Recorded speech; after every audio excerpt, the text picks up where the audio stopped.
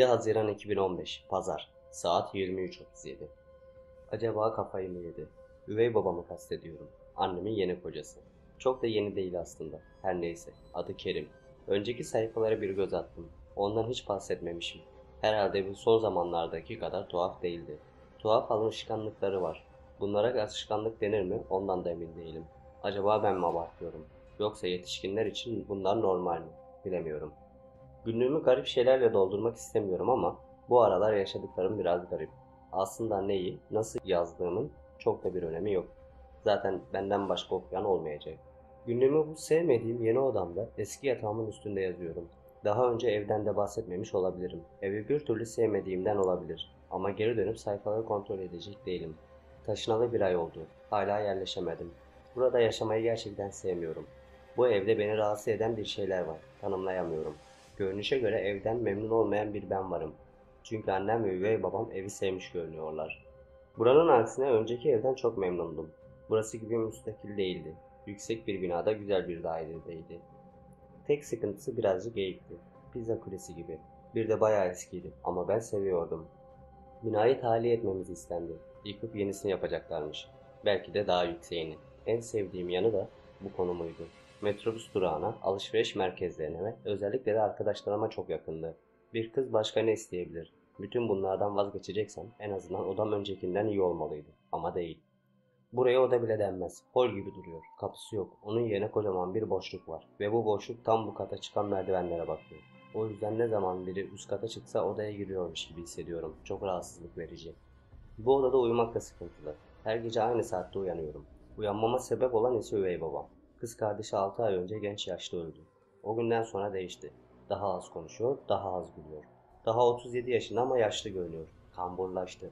Uzun boyuna rağmen kamburu onu olduğundan daha kısa ve daha tuhaf gösteriyor. Daha garibi de o günden beri her gece aynı saatte kalkıp alt kata iniyor. Biliyorum. Çünkü aynı anda uyanıyoruz. Öyle olmalı. Ben uyandıktan 10 saniye kadar sonra odamın önünden geçiyor. Sessiz, kambur suretinin karanlıkta kapısı olmayan odamın önünden geçip aşağıya inişini görmek beni korkutuyor. İndiğinde ne ışık açıyor ne de televizyon. Karanlık ne yapıyor bilmiyorum. O odamın önünden geçerken cep telefonu saatine baktığımda hep aynı saati görüyorum. 03:13. Şaka gibi. Önceki evde kapılar çok gıcırdadığından sese uyanıyordum diye düşünüyordum. Ama burada kapılarda bir sorun yok. Alarm falan da çalmıyor. Yine de o her uyandığında ben de uyanmış oluyorum. 10 dakika sonra aynı ürpertiyi yeniden yaşıyorum. Aynı silüet merdivenlerden sessizce çıkıp odasına geri dönüyor. Şu kapı takılsa da her gece onun hayalet gibi yürüyüşünü görmesem. Kötü biri değil ama ne bileyim. Bu kısmı geçiyorum. Günlüğümü can sıkıcı şeylerle doldurmak istemiyorum. Şu an holümüze göz gezdiriyorum. Odam diyemiyorum. Gerçekten oda gibi hissetmem için bayağı bir değişiklik yapmam lazım. Kafamda yapmayı düşündüğüm değişikliklerle ilgili planlar var. Onları gerçekleştirdiğimde inşallah buraya odam diyebilirim. Bir kapı sipariş ettim öncelikle. Yarın takılacak. Birkaç da mobilya sipariş edeceğim. Belki yeni bir yatak ve gardırop. Yeni bir perde de belki. Yine de burayı evim gibi hissedecek miyim emin değilim. Saat 12 olmuş. Yoruldum. Salı 9 Haziran 2015 Saat 22:11. Dün yazacak fırsatım olmadı. Bugün de çok yoğundum. Okulun son sınav haftası günlük yazmak için uygun bir zaman değil sanırım. Öğleden beri de başım felaket ağrıyor. Çok yorgunum ama bu sayfayı boş bırakmayacağım. O yüzden birkaç şey yazacağım. Ama bazıları pek keyifli olmayacak. Çünkü o gün o kızı gördüm. Salak. O aptal kızdan nefret ediyorum. Ne zaman onu görsem, onunla ilgili bir şey duysam tepem atıyor. Ondan nefret ediyorum. Çünkü o salyangoz beyniyle erkek arkadaşımı Demir'i ayartmaya çalışıyor. İkimizi karşılaştırmak bana hakaret olur. O yüzden karşılaştırmayacağım. Ama şu kadarını söyleyeyim. İkimizi de tanıyan birine sorsanız, benim ne kadar hanım olduğumu, onun da ne kadar hanım olmadığını söyler. O yüzden benim olduğum yerde ne kadar havalı görünmeye çalışsa da içten içe özellikle Demir'in yanındayken deli gibi kıskanıyor. Demir'e sürekli sanki arkadaşıymış gibi yaklaşıyor. Ama onun içinde neler döndüğünü çok iyi biliyorum. Gerizekalı. Facebook'ta Demir'in yazdığı her yorumu beğeniyor. Eklediği her resmi paylaşıyor. Onunla yarışamayacağım bir şey var ama neyse. Günlüğüme kötü şeyler yazmak istemiyorum. Onun hakkında yazmaktan sıkıldım. Kızla ilgili her şey canımı sıkıyor. Yalnızca bir sınavım kaldı. 3 gün içinde lise 2 bitiyor. 2 yıl sonra da mezun olacağım. Bu beni hem heyecanlandırıyor hem de üzüyor. Çünkü okulumu ve arkadaşlarımı çok seviyorum. Onlardan ayrılmak istemiyorum. Ama üniversiteye de gitmek istiyorum. Bu beni çok geliştirebilecek bir şey. Kendi ayaklarımın üzerinde durmayı öğreneceğim. Ayrıca üniversiteli olmak çok havalı bir şey olmalı. Aynı lisedeki gibi. Orada da yeni arkadaşlarım olur. Çok güzel bir hayat. Çok güzel bir hayal. Gelelim iyi şeylere. Bugün ben okuldayken odamda istediğim tadilat yapılmış. Artık kapı yerine kullandığım duvardaki o koca boşluk tuğla örülüp daraltılmış. Ama beğendiğim kapı hala takılmadı. 2 gün sonra ertelendi. Ondan sonra biraz daha odaya benzer diye umuyorum. Belki bundan sonra evden de odadan da keyif almaya başlarım. Buna ihtiyacım var.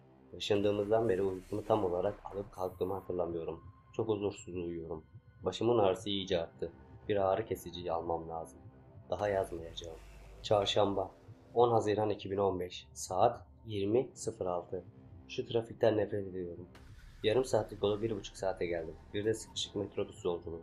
Sıcak bir hava, metrobüsün yetersiz kliması, ter kokan insanlar. Önümüzdeki hafta staja başlayacağım. Maalesef tatil yapabilecek bir zamanım yok.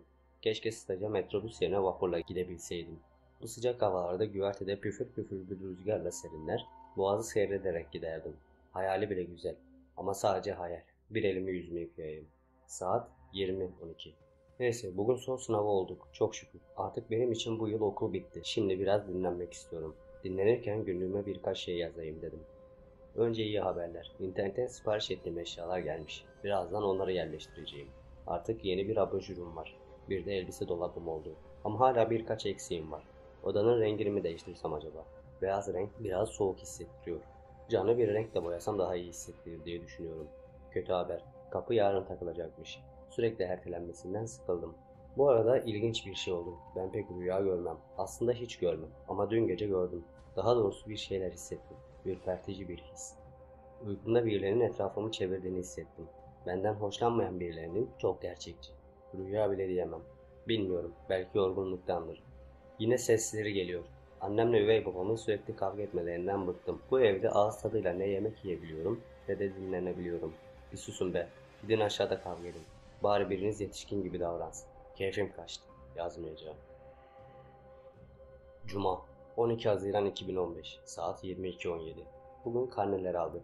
Notlarım iyi. Hatta oldukça iyi. Matematik hariç. 80'den aşağıya notum yok. Matematik hariç. Matematik notunu yazmayacağım. Zaten karnemde görmek can sıkıcı. Burada da olsun istemiyorum.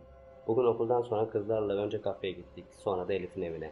Boş dolu her şeyden konuştuk. Saatlerce kağıt oynadık. İyiydi yani.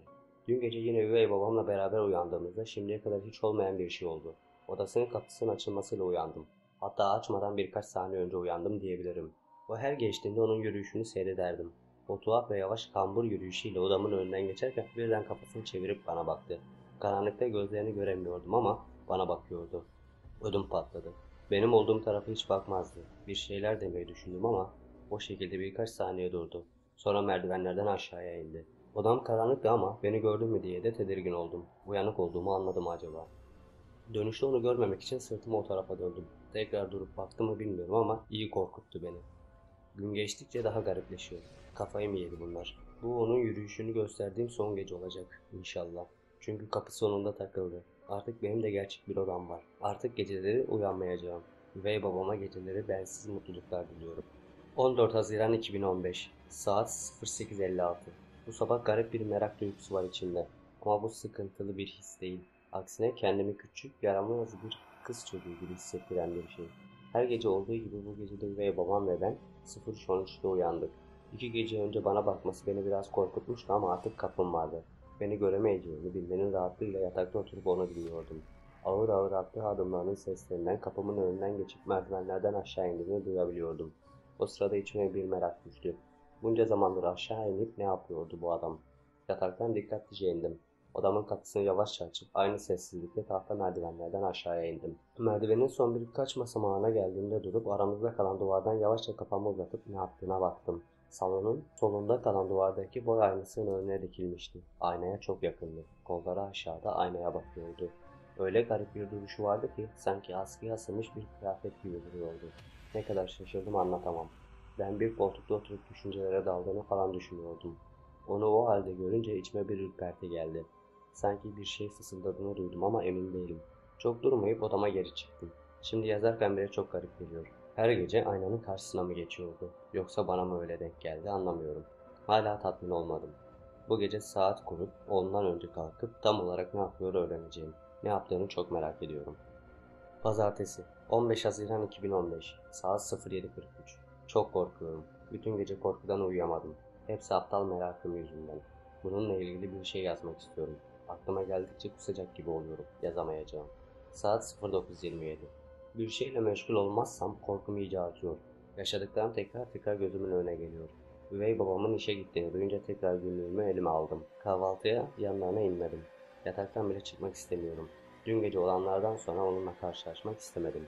2 saat önce yazmak istemiyordum. Şimdi ise bir şeyler yazarsam rahatlayacağımı hissediyorum. Yazmaya nereden başlayacağımı da bilmiyorum. Allah'ım, inanmak istemiyorum olanlara. Annem sesleniyor. Saat 09:35. Annem geldi. Kahvaltıya niye inmediğimi merak etmiş. Karnım ağrıyor dedim. Yalan değil. Midem kasılıp duruyor zaten. Olanları yazacağım ama nasıl anlatabilirim bilmiyorum. Üvey babamın her gece aşağı indiğinde o 10 dakika boyunca ne yaptığını öğrenmek istiyordum. Yatmadan önce telefon alarmını 03.00'a kurdum. Uyanınca da dikkatlice bir şekilde hemen odamdan çıkıp planıma uygun olarak merdivenin altına gizlendim. 10 dakika sonra odasının kapısının açıldığını duydum. Birkaç saniye sonra merdivenin tahta basamaklarından gıcırtı gelmeye başladı. Ağır adımlarla merdivenlerden iniyordu. Çok heyecanlıydım. Bir yandan da yakalanmaktan korkuyordum. Üvey babam son basamaktan da inince dikkatlice merdivenin altından kafamı uzattım. Kolları aşağıda salondaki büyük boy aynasına doğru yürüyordu. Merdivenden iyice uzaklaştığımda hemen merdivenle onun arasında duran konsolun arkasına geçtim. Buradan ona çok yakındım. Kafamı göz hizasında kaldırdım. Sağdaki geniş pencereden giren sokak lambasının ışığı salonu dolduruyordu. Üvey babamın yüzünü açılı bir şekilde görüyordum. Aynadaki yansımasında yüzünün bir kısmı aydınlık, bir kısmı gölgeli görünüyordu. Yüzünü rahatça seçebiliyordum. Ben onu seyrederken o da fısıldamaya başladı. Ne dediğini anlamıyordum ama hep aynı şeyleri tekrarlıyordu sanki. Ne söylüyorsa hep kendisinin hem de yansımasında dudaklarının kıpırdadığını rahatlıkla görebiliyordum. O zamana kadar heyecanla onu seyrederken birkaç saniye sonra şimdiye kadar gördüğüm en korkunç şeyle karşılaşacağımı bilmiyordum. Yazarken bile derin derin nefes almak zorunda hissediyorum. Üvey babamın fısıldaması 30 saniye kadar sürdü. Ne kadar uğraşsam da ne dediğini anlamıyordum. Sonra birden konuşması durdu ve yeniden başladığında konuşan o değildi. Yansıması konuşuyordu.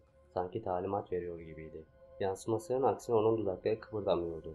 Yansıması sustuğunda o da fısıldıyor, o sustuğunda yansıması fısıldıyordu. Artık iki farklı ses duyuyordum. Üvey babamın başı sağa doğru hafifçe eğikti ve itaatkar bir duruşu vardı. Yansımanın başı dikti. Ama bunun dışında bir fark yoktu. Bir şey hariç. Yansımanın sesi çok derinden ve korkutucu geliyordu. Bir homurtu gibiydi. Böyle fısıldaşmaya devam ederken aniden yansıma bana baktı. Kerim hala yansımasına bakıyorken yansıması başını bana doğru çevirdi. Gözlerinin olduğu o gölgeli kısımda iki küçük uğursuz parıltı vardı. Allah'ım, hatırladıkça içim titriyor. Uyanıkken kabus görüyordum. Yansıma bir şeyler söyledi ama bu defa fısıldama gibi değildi. Daha güçlüydü. Söylemesiyle birlikte üvey babam başını bana çevirdi. Hemen eğildim. Sonra da ellerimin üzerinden neredeyse emekleyerek hızlı ama sessizce merdivenlerden çıktım. Hangi ara odama girip yatağıma girdim hatırlamıyorum. Yorganı burnuma kadar çekmiştim. Üvey babamın tekrar merdivenden çıktığını duyuyordum. Bu sefer sert adımlarla çıkıyordu. Her adımında aklım yerinden çıkacak gibi oldu. Sonunda en üst basamağa bastı. Lütfen git diye fısıldıyordu. Lütfen git.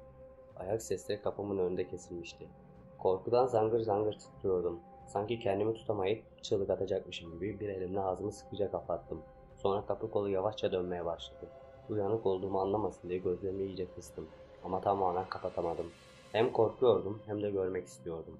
Kapı iyice açıldığında kapı kolumu bıraktı. Aynanın önündeki gibi durup bana bakıyordu. Karanlık olduğundan yüzünü seçemiyordum ama bana baktığını biliyordum. Dakikalarca beni seyretti. Kalbim duracak gibiydi. Zaman geçmek bilmiyordu. Sonra kapıyı kapattı ve her zamanki ağır adımlarıyla odasına gitti. Kapısının kapandığını duyduğumda ne kadar rahatladığımı anlatamam. Ama korkudan ne ışığı yakabildim ne de yataktan çıkabildim. Gün ağarana dek yatakta durdum. Tekrar gelir mi diye. Korkarak sürekli etrafı dinledim. Bunları kimseye anlatsam inanmaz. Kendim bile inanmak istemiyordum. Saat 23:32. Yine ben. O aptal kız. Kendime nasıl kızıyorum anlatamam. Merakım beni ne hallere düşürmüştü. Gece olanlardan sonra evde kalamadım. Erkenden dışarı çıktım. Akşama kadar sağda solda salak gibi gezdim. Öğleden sonra Demir aradı ama açmadım. Konuşmamdan bir şeyler olduğunu anlayabilirdi. Mesaj atıp hastalandığımı söyledim. Sürekli insanlara açıklama yapmak zorunda kalmak sinir bozucu bir his. Normalde bugün staja başlayacaktım ama bu halde nasıl gidebilirdim ki? Arayıp hastalandığımı birkaç gün sonra gelebileceğimi söyledim. Neyse ki problem olmayacağını söylediler ve rahatladım. Sonra da ablamı arayıp bu gece onda kalmak istediğimi söyledim. Şu an onlardayım. Yatağa uzandım. Ablamlar yarın işe gideceklerinden erken yattılar. Burada kendimi daha güvende hissediyorum. Üvey babamla yaşadıklarım beni çok sarstı. Hatırlamak istemediğim halde bütün gün aklımdan çıkmadı. Yaşadıklarım o kadar gerçek dışı ki sanki onları başkası yaşamış gibi hatırlıyorum. Şimdi bir şeyler yazmak için günlüğümü açtığımda o kısımları görmemek için sayfaları hızlı hızlı çevirdim. Gündüzki huzursuzluğum karanlık çöktüğünde arttı. Ablama bir şeyler anlatamadım. Ama halimden bende sorun olduğunu anlamıştı. Sağ olsun şu ana kadar ne olduğunu öğrenmek için beni sıkıştırmadı. Ama muhakkak öğrenmek isteyecektir. Salı 16 Haziran 2015 saat 00:27. Uyku tutmuyor. Eve gitmek istemiyorum. Üvey babamla karşılaşmak istemiyorum. Yüzünü görmek istemiyorum. Ablama bir şeyler anlatmadan da birkaç gün daha burada kalamam. Böyle bir şey nasıl anlatılır ki? Ablam aslında bu tür şeylere inanır. Ama böylesine de inanır mı bilmiyorum. Ayrıca inansa ne değişecek? O eve eninde sonunda gitmek zorunda kalacağım. Yazdıkça içim daralıyor. Allah'ım bana yardım et. Başka kimden yardım isteyebilirim ki? Saat 13:18. Sabaha kadar ışık açık odada durdum. Orada ağladım. Demir'le mesajlaştık. Bana olanları anlatamadım. Annemle tartıştık. Biraz keyifsizim dedim. Ne yazdık, ne anlattık. Pek hatırlamıyorum. Öyle vakit geçti işte. Sabah ablam işe gitmek için evden çıkmadan önce bana bakmaya geldi. Gözlerim kıpkırmızı yatakta oturduğumu görünce bütün gece uyumadığımı anladı. Ben akşam gelene kadar bir yere gitme. Geldiğimde konuşuruz. Neymiş derdim bakalım. Ben de tamam dedim. Sonra da uyudum. Az önce annemin aramasıyla uyandım. Dün WhatsApp'tan ablamlarda kalacağım diye mesaj atmıştım. Bugün kaçta geleceğimi öğrenmek istemiş. Benim için lazanya yapacakmış. Lazanya düşünecek halim yok benim. Tabi ona öyle bir şey diyemedim. Ablamlarla plan yaptık, dışarı çıkacağız. Bu gece de burada kalacağım diye yazdım. Tamam o zaman. Yarın gelince yaparım diye cevap verdi. Yarın veya başka bir gün nasıl gideceğim oraya? Anneme de yalan söylemiş oldum ki yalan söylemekten ve de söylenmesinden nefret ederim. Ama bu olayların doğrusu nasıl anlatılır? Ne diyeceğim anneme? Kocan aynada kendisi olmayan kendisiyle mi konuşuyor? Ondan talimat alıyor. Sonra da odamın kapısını açıp dakikalarca bana mı bakıyor diyeceğim. Gündüz gündüz içim daraldı yine. Kafam durdu. Bir şey düşünemiyorum. Saat 15:32. Açım. Ama hiçbir şey hazırlayacak halim yok. Yiyebilecek halim de yok. Saat 17:57. Bu saate kadar hiç dışarı çıkmadım. Ablamı bekliyorum. Sürekli gördüklerimi nasıl anlatacağımı düşündüm. Anlatabilmenin makul ve mantıklı bir yolunu bulamadım. Artık gördüğüm şekliyle anlatacağım. Nasıl tepki verecek acaba? Delirdiğimi mi düşünecek? Yoksa üvey babama iftira ettiğimi mi söyleyecek?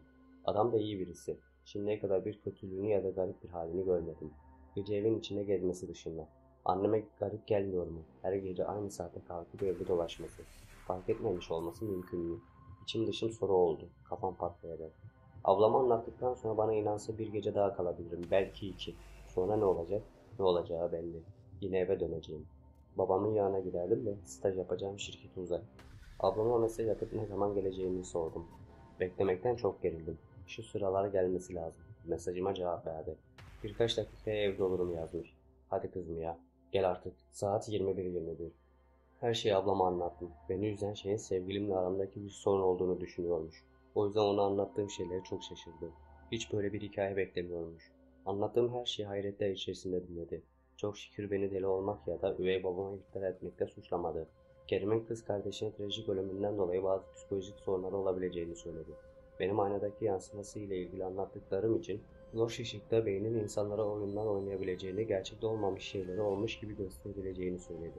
Korkuyla odama giderken ses çıkarmış olabileceğini, Kerim'in de beni kontrol etmek için odama gelmiş olabileceğini, korktuğum için zamanın bana uzun gelmiş olabileceğini söyledi. Bilmiyorum. Her ne kadar bir yanım gördüklerimden emin olsa da ablamın söyledikleri de mantıklı geliyor.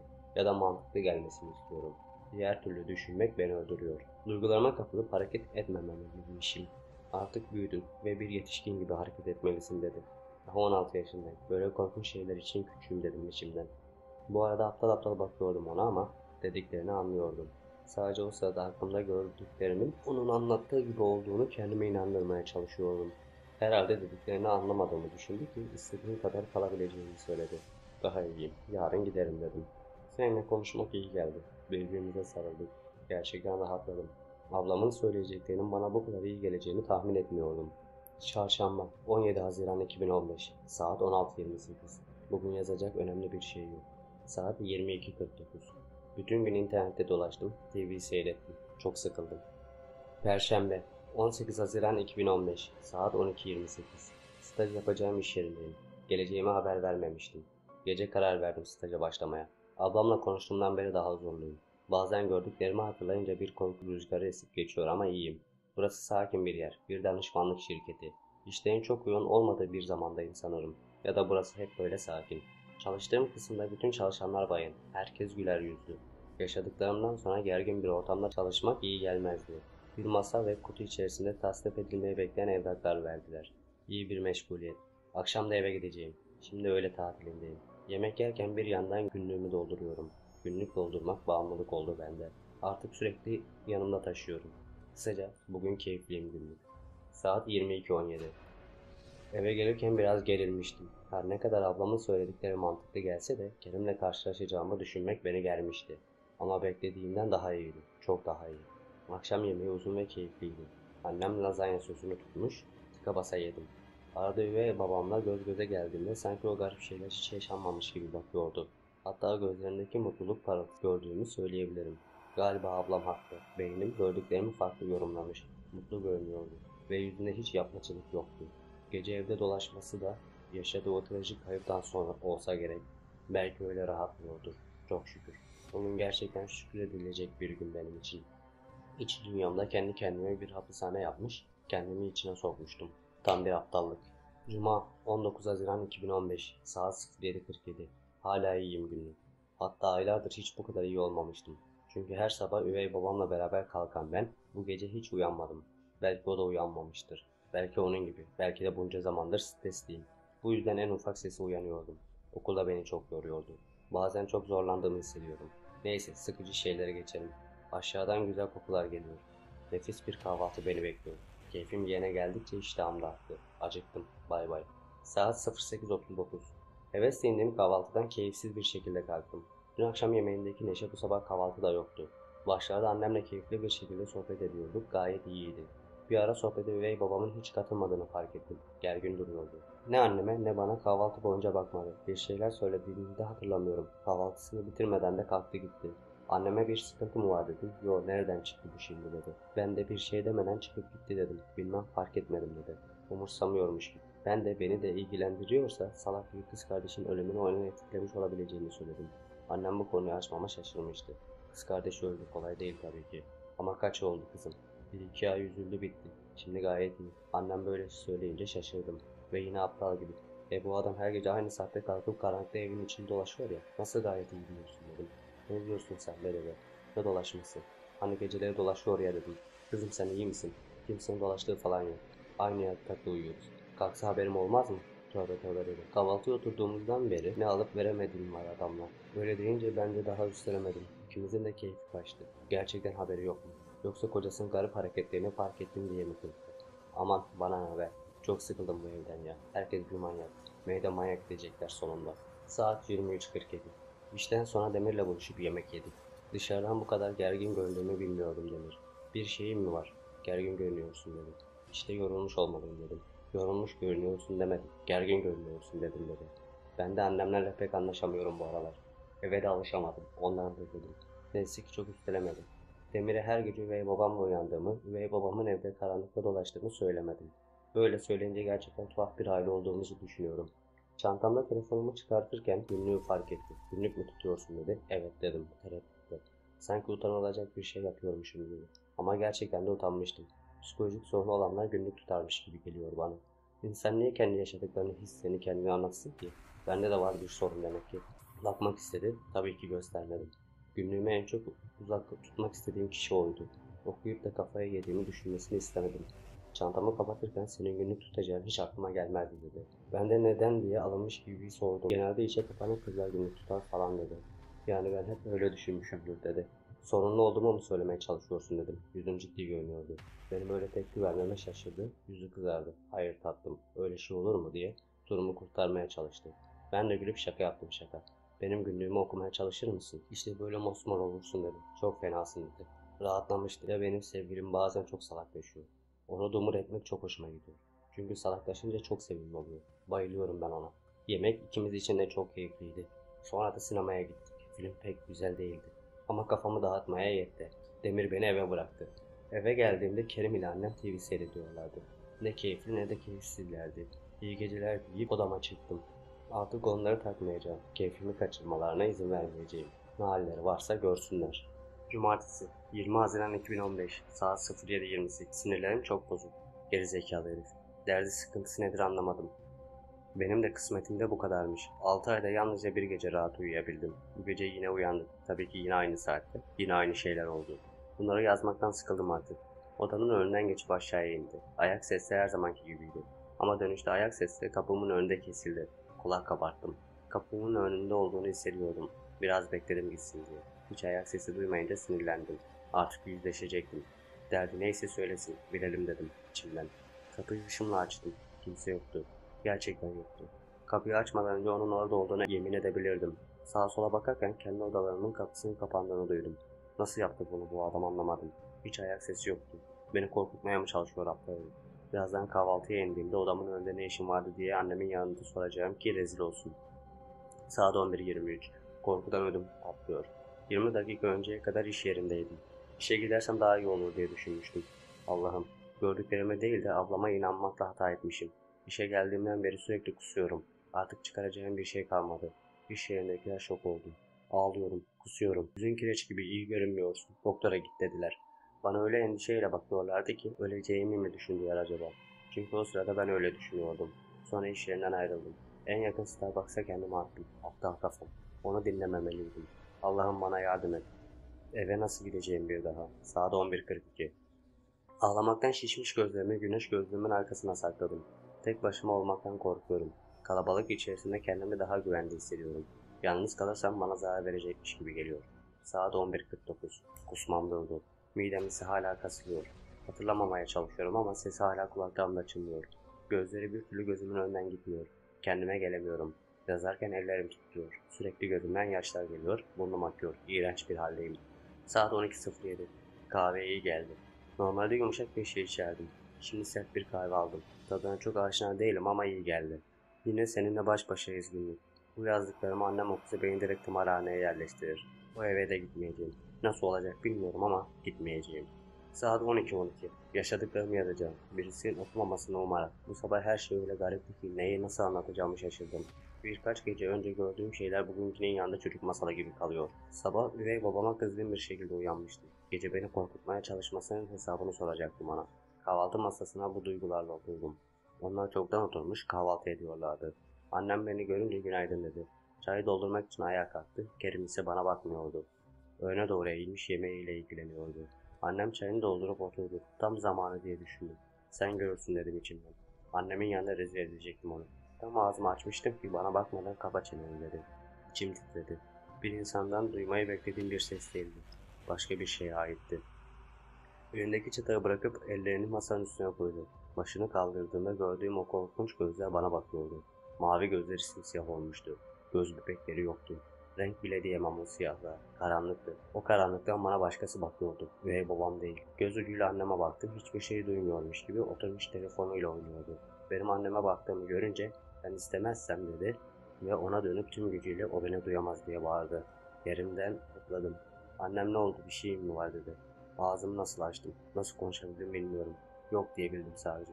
Annem birkaç saniye bakıp elindeki telefona geri döndü. Üvey babam gibi görünen o şey ise bana dönüp gülümsedi. Bir insan bu kadar korkutucu gülümseyebilir mi? Hayır. Ellerim titriyor. Ara vereceğim. Saat 13:33. Gözlerimi gözlüğümün arkasından saklayabiliyordum ama gözyaşlarım gözlerimden çeneme, oradan da günlüğüme damlıyor. Bu olanları yazmak gerçekten zor. Bütün o korkunçluk orada bitmedi. Bu evden dışarı çıkamayacaksın dedi. Sesi bir insana ait değildi. Homurtu gibiydi. Başka bir yerden geliyordu sanki. Duvarlar oturduğum koltuk sallanıyordu. Ya da bana öyle geliyordu. Benimsin dedi defalarca. Benimsin, benimsin, benimsin. Hiç durmayacak sandım. Kalbim koltuktan o kadar hızlı ve güçlü atıyordu ki yerinden çıkacak gibiydi. Konuşurken gözleri sağa sola hızlı hızlı ve defalarca gidip geliyordu. Bazen gözümün sadece beyazı görülüyordu. Öfkesi suratına karanlık gibi çökmüştü. Korkudan sandalyeye yapıştım. Ağlamıyordum ama gözlerimden durmadan yaş geliyordu. Gözümü ondan ayıramıyordum. Gözlerinin beyazı kırmızıya dönmeye başladı. Hala gözleri sağa sola gidiyordu. Filmlerdeki başka boyutlardan gelen bir şey gibiydi. Gerçek olmayacak kadar korkunçtu. Tarif edemiyorum. Etmek de istemiyorum. Ellerimle sandalyelerin kenarlarını sımsıkı tutuyordum. Atacağım çığlık boğazıma takıldı. Bağırmaya çalışıyordum ama ağzımı bile açamıyordum. Elleriyle masaya tutmuş, hala sen benimsin demeye devam ediyordu. Sanki bütün ev sallanıyor gibiydi. Vücudum kas katı kesilmişti. Hiç gitmeyecekmişim gibi uzun sürdü. Sonra ellerini masadan çekti, her şey bir anda durdu. Çatalı alıp önündeki tabaktan bir şeyler alıp yedi. Sonra çatalı sakince masanın üstüne bıraktı. Yüzünün rengi normale geliyordu. Benim gözlerim ona kilitlenmişti. O kadar korkmama rağmen gözümü ondan alamıyordum. O ise bana bakmıyordu. Robot gibi sofradan kalktı. Vücudu üzerine oturmayan bir kıyafet gibi duruyordu. Annem yerinden kalkmadan görüşürüz tatlım dedi. Bir şey demeden gitti. Kapıya doğru ilerlerken bir şeyler homurdandı ama ne dedi bilmiyorum. Bana bakıp bakmadığını da bilmiyorum. Arkamı dönecek cesaretim yoktu. Sadece yürüdüğünü biliyorum. Bunlar bir rüya olsun diye dua ettiğimi hatırlıyorum. Daire kapısının kapandığını duyunca anneme bakmaya çalıştım. Çalıştım diyorum çünkü vücudum taş kesilmiş gibiydi. Zorlukla başımı çevirdim. Annem bir yandan çay içiyor, bir yandan telefonunu kullanıyordu. Hiçbir şey görmemiş, duymamış olması nasıl mümkün olabilirdi? Pantolonumda ıslaklık hissettim. Eğilip baktığımda altıma kaçırdığımı gördüm. Ellerim hala sandalyenin kenarlarını sımsıkı tutmuştu. Zorlukla parmaklarımı açtım. Titreyen ellerimle peçetelere uzanmaya çalıştım. Hareket etmek, uzanmak hem zor hem de acı verici bir şeydi. Aldığım peçeteyle sandalyeyi beceriksizce silmeye çalıştım. Kalkmayı denedim ancak birkaç hamlede başarabildim. Annem telefona dalmış olması iyi bir şeydi herhalde. Yoksa halimi görse ne diyeceğini bilmiyorum. Yürüdükçe bacaklarım açılır gibi oldu. Sonunda yukarı odama çıktım, çığlık atacaktım, ağlayacaktım ama hiçbirini yapamıyordum. Duygularım iflas etmişti. Odada sağa sola bilinçsizce yürüdüm. Nefes almakta zorlanıyordum. Ne kadar derin olsa da aldığım nefes yetmiyordu. Aldığım nefesin biri ciğerlerimi terk etmeden bir diğerine ihtiyacım oluyordu. Böyle ne kadar zaman geçti bilmiyorum. Bu şeyler benim zaman algımı bozdu. Saate bile baksam saatin kaç olduğunu anlamak için uzun uzun bakmak zorunda kalıyorum. Biraz kendime geldiğimde hazırlanıp işe gitmek üzere evden çıktım. İş yerinde ne yapacağımı düşündüğümü şu an hatırlamıyorum. Ama işe geldikten sonra kusmaya başladım. Onu iyi hatırlıyorum. Yine derin derin nefes alma isteği başladı. Yazmak, hatırlamak çok yordu beni. Saat 17:17. Ablamı aradım. Size geleceğim dedim. Ne oldu? Yine bir şeyler mi gördün diye sordu. Şimdi konuşmak istemiyorum deyince tamam. Ben de birazdan işten çıkacağım, görüşürüz dedi. Anahtarım yok.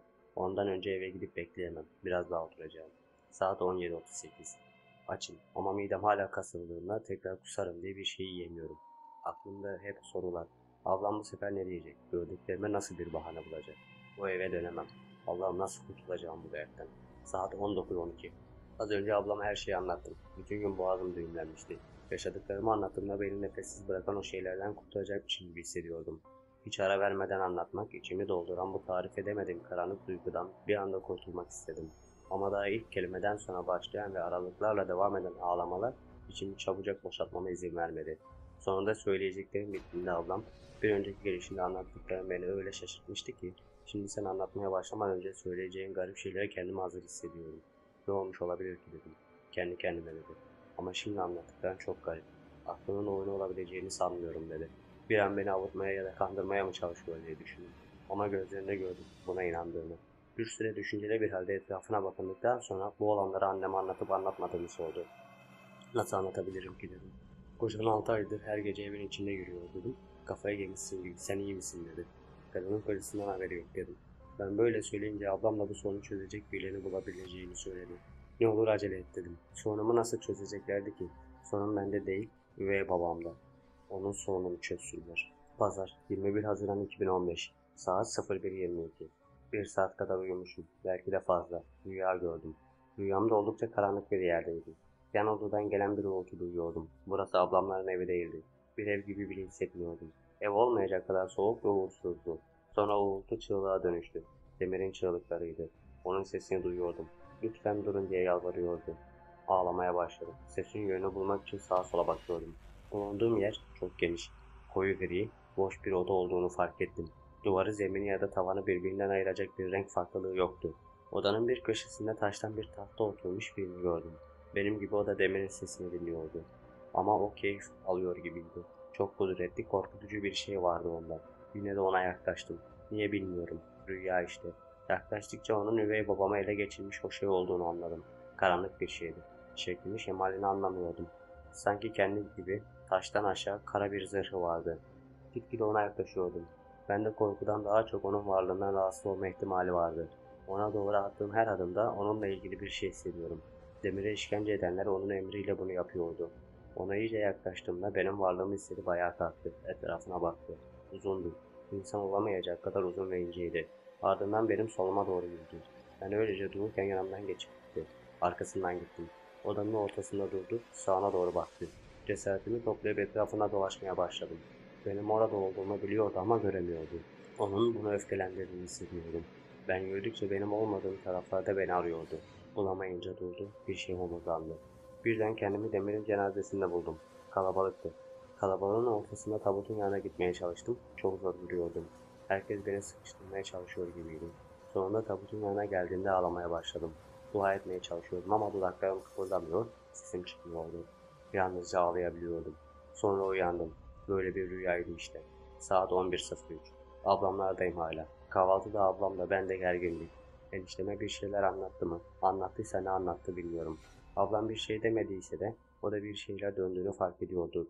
Sık sık bana bakmasını anlayabiliyorum. Bana yaşadıklarımla ilgili bir şey soracak mı diye kahvaltı boyunca tedirgin oldum ama sormadı. Saat 21:22. Aklımdan bir türlü çıkmıyor yaşadıklarım. Yalnız kaldıkça daha da çok geliyor aklıma. 22 Haziran 2015 Pazartesi. Saat 12:03. İş yerindeyim. 2 gün önce o kadar kötü görünüyorken bugün işe gelmeme şaşırdılar. Herkes iyi olduğuna emin misin diyordu. Yöneticim, başlamak için acele etmene gerek yoktu. Birkaç gün dinlenebilirdin dedi. Ablamların evinde de olsa yalnız kalınca korkuyorum. Buraya gelip işle meşgul olup kafamı dağıtmak iyi gelir diye düşündüm. Ama demedim tabii. Bugün gayet iyiyim. Herhangi bir sorun yok dedim gülümseyerek. Bu saate kadar iyiyim ama hala iştahımda sorun var. Acıkmıyorum. Saat 18:13. Bugün işte yoruldum. Yorulduğuma hiç bu kadar sevineceğim aklıma gelmezdi. Korkutucu şeyler düşünmeden bir gün geçirdim. Bu yorgunlukla uyuyorum. Bugün anahtar bende. Ablam daha gelmedi. Şimdi onu bekliyorum. Acıktım. Saat 23:03. Allah'ım nasıl kurtulacağım bu şeyden. Bir saattir ağlıyorum. Yine midem kasılmaya başladı. Saat 23:26. O buradaydı. Annemle birlikte. Saat 23:46. Günlüğüm çaresizliğimle doluyor. Günü güzel bitirmek istiyordum ama olmadı. Çok bir şey istiyorum. Salı 23 Haziran 2015. Saat 00:03. Gözyaşlarımdan günlüğün sayfaları ıslandı. Ağlamadan yazamıyorum. Yazmazsam ağlamam durmuyor. Ablam da dahil kimse anlamıyor halimden. Haftanın ilk gününün iyi biteceğini düşünüyordum. Ablam işten gelince akşam yemeğini hazırlamaya koyuldu. Ablam günümün nasıl geçtiğini sordu. Ben de iyi geçtiğini söyledim. Nasıl bir iş yaptığımdan bahsettim. Yemek iyi geçti. Çok fazla konuşmadık ama gerginlik de yoktu. Aç hissetsem de lokmalar boğazıma düğümleniyordu. Pek bir şey yiyemedim. Yemekten kalktıktan sonra ablam mutfağa çay demlemeye gitti. O sırada kapı çaldı, kapıyı açtım. En son görmek istediğim 2 kişi kapımda gülümsüyordu. Kabusum annemle beraber gelmişti. Annem beni görünce şaşırdı. Ya da şaşırmış gibi yaptı bilmiyorum. Annem sürekli ablana niye kaçıp duruyorsun dedi. Bir şey diyemedim. Benim gözüm üvey babamdaydı. Ben öylece dikilmiş, korkudan açılmış gözlerle ona bakıyordum sanırım. O da bana bakıyordu. Beni tartıyormuş gibi hissettim. Bir planım vardı bilmiyordum. Müsaade et de girelim dedi annem. Bu kız bu aralar bir garip diyerek Kerim'e bakıp gülümsedi. Ablam salona girdiğinde annemle görünce çok şaşırdı. Gülümseyerek hoş geldiniz dedi anneme. Ama onun da gözü üvey babam gibi görünen o şeydeydi. O da ablamın gülümsemesine karşılık gülümsüyordu ama gözlerindeki o karanlık gitmemişti. Karnım yine kasılıyor. Saat 00:13. Ablam da çok şaşırmıştı. Tam zamanında geldiniz. Biz de çay içecektik dedi. Başka ne diyebilirdi ki? Ben çaktırmadan odaya gittim ağlamaya başladım. Onlardan uzağa daha nereye gidebilirim ki diye düşünüyordum. Arkamdan ablam odaya girdi, bana sarılıp burada sana kimse bir şeyler yapamaz dedi. Ben daha çok ağlamaya başladım. Adam ya da o şey her neyse peşimi bırakmıyor dedim. Sakin olmamı söyledim. Onun o halini sen görmedin dedim. Tamam hadi sakinleş de yanlarına gidelim. Sonra annem ne oldu deyip sıkıştırır seni dedi. O an için ona hak verdim. Salona yanlarına gittim. Annem eniştemle keyifli bir sohbet ediyorlardı. O şey ise sessizce onları dinliyordu. Saçlarına fön çektirilmiş bir düz ve çenesine kadar uzundu. Normalde dalgalıydı. Bu kadar uzun olduğunu da dikkatimi çekmemişti. Ablam çayları getirdi. Küçücük bardağı 2 elimle tutuyordum. Sanki o şey her an bir şey yapacakmış gibi tedirgindim. Rahat oturamıyordum. Her an kalkacak hatta kaçacakmış gibi oturuyordum. Salona girdiğimden beri bana hiç bakmamıştı. Ama ben ona sık sık bakıyordum. Tutamıyordum kendimi. Eniştemin yüzündeki o sahte gülümsemeyle dinliyordu. Eğer dinliyorsa. Sonra bana bakmadan benimsin diye fısıldadı. Elimde sıkıca tuttuğum bardağı düşürecektim neredeyse. Yeniden o korkunç his doldu içime. Elimde bardağı önümdeki sehpaya içindeki çayı dökmeden koymaya çalışıyordum. Elim zangır zangır titriyordu, yapamadım. Çayı biraz üstüme döktüm. Korkudan mı, çayın sıcaklığından mı bilmiyorum, çığlık attım. Koşa koşa banyoya gittim, midem yine kasılıyordu. Ağlamak istiyordum. Kusma isteğim ağlama isteğime galip geliyordu. Biraz kustum. Yüzümü yıkayıp başımı kaldırdığımda aynada bana o iğrenç gülümsemesiyle bakan yansımasını gördüm. Çığlık atıp arkamı döndüm. Orada değildim. Bunlar gerçek mi yoksa deliriyor muyum hala bilmiyorum. Hangisi daha kötü? Olmayan bir şey var mı korkmak mı? Yoksa var olan bir şeyden korkmak mı? Çığlığıma koşup geldi. Deniz, ne oldu diye sordu annem. Çok endişeli bir suratla. O an aklıma gelen ilk şeyi söyledim. Ayağım kaydı. Neredeyse düşecektim. Sanırım yüzümdeki zoraki bir gülümseme de vardı. Normalde hazır cevap değilim. Ama bu yaşadıklarım beni bu hale getirdi. İşte yorulduğumu, başımın ağrıdığını, biraz uyuyacağımı söyledim. Bacaklarım titriyordu. Ablam koluma girdiği halde odaya zor gittim. Yatağa kendime bıraktım. Ne oldu, bir şey mi gördün dedi. Bir süre bir şey söylemedim. Öylece ağladım. Sonra kısaca anlattım. Bakışlarından çok endişelendiğini görebiliyordum. Yalnız kalmak istediğimi söyledim. Sonra odaya tek başıma uzanıp ağladım. Belki bir saat ağladım. Midem de fenaydı ama çıkacak bir şey yok. Artık ağlayamıyordum da. Yalandan da olsa kendime iyi geceler dilemek istiyorum. Ama olmayacağını biliyorum. Ne yapacağım ben? Saat 13.03. Başım yine ağrıyor. Öyle olmuş ancak uyandım. Ne ara uyuduğumu, nasıl uyanabildiğimi bilmiyorum. Staja da gitmedim. Aramadım da. Anlamışlar bu sorun olduğunu. Doğru düzgün başlayamadan atacaklar beni işten. Saat 13.08. Banyoya gidip elimi yüzümü yıkamak istiyorum ama dün yaşadıklarımdan sonra bir daha aynaya bakabileceğimi sanmıyorum. Telefonumu sessiz almıştım. Cevapsız arama ve mesaj dolu. Saat 13.17. Annem ve ablam defalarca aramış, mesaj atmışlar. Bir de Elif. Kız kaç gündür bana ulaşmaya çalışıyor. Demir de aramış ve mesaj atmış. Kimseye dönecek halim yok. Saat 13.32. Ablam ve annem ısrarla arıyorlar. Annemle uğraşmak istemiyorum. Ona da başkasına da açıklama yapmaktan sıkıldım. Herkes hesap soruyor. Saat 13.51. İkisi de ısrarla aramaya devam ettiklerinden geri dönmek zorunda kaldım. Önce ablamı aradım. Bu saate kadar telefona bakmayınca endişelenmiş. Az kalsın işten izin alıp gelecektim. Kendine bir şey yaptın sandım dedi. Ben bu şeyden kurtulmaya çalışıyorum, ölmeye değil dedim. Annem bana ulaşamayınca onu aramış. Ne oluyordu kıza? Telefonu açmıyor. Bir şey mi oldu diye ablamı telaşlandırmış. Neyse ki ablam annemi biraz yumuşatmış. Uykusuzluk çektiğimi, okulun zorladığını, stajın yorduğunu falan söylemiş. Üvey babamla ilgili bir şey söyledi mi dedim. Hayır dedi. Ama annemi ararsan iyi olur. Sana ulaşmadan rahat etmeyecek. Oraya gelirse daha çok açıklama yapmak zorunda kalırsın dedi. Tamam deyip kapattım.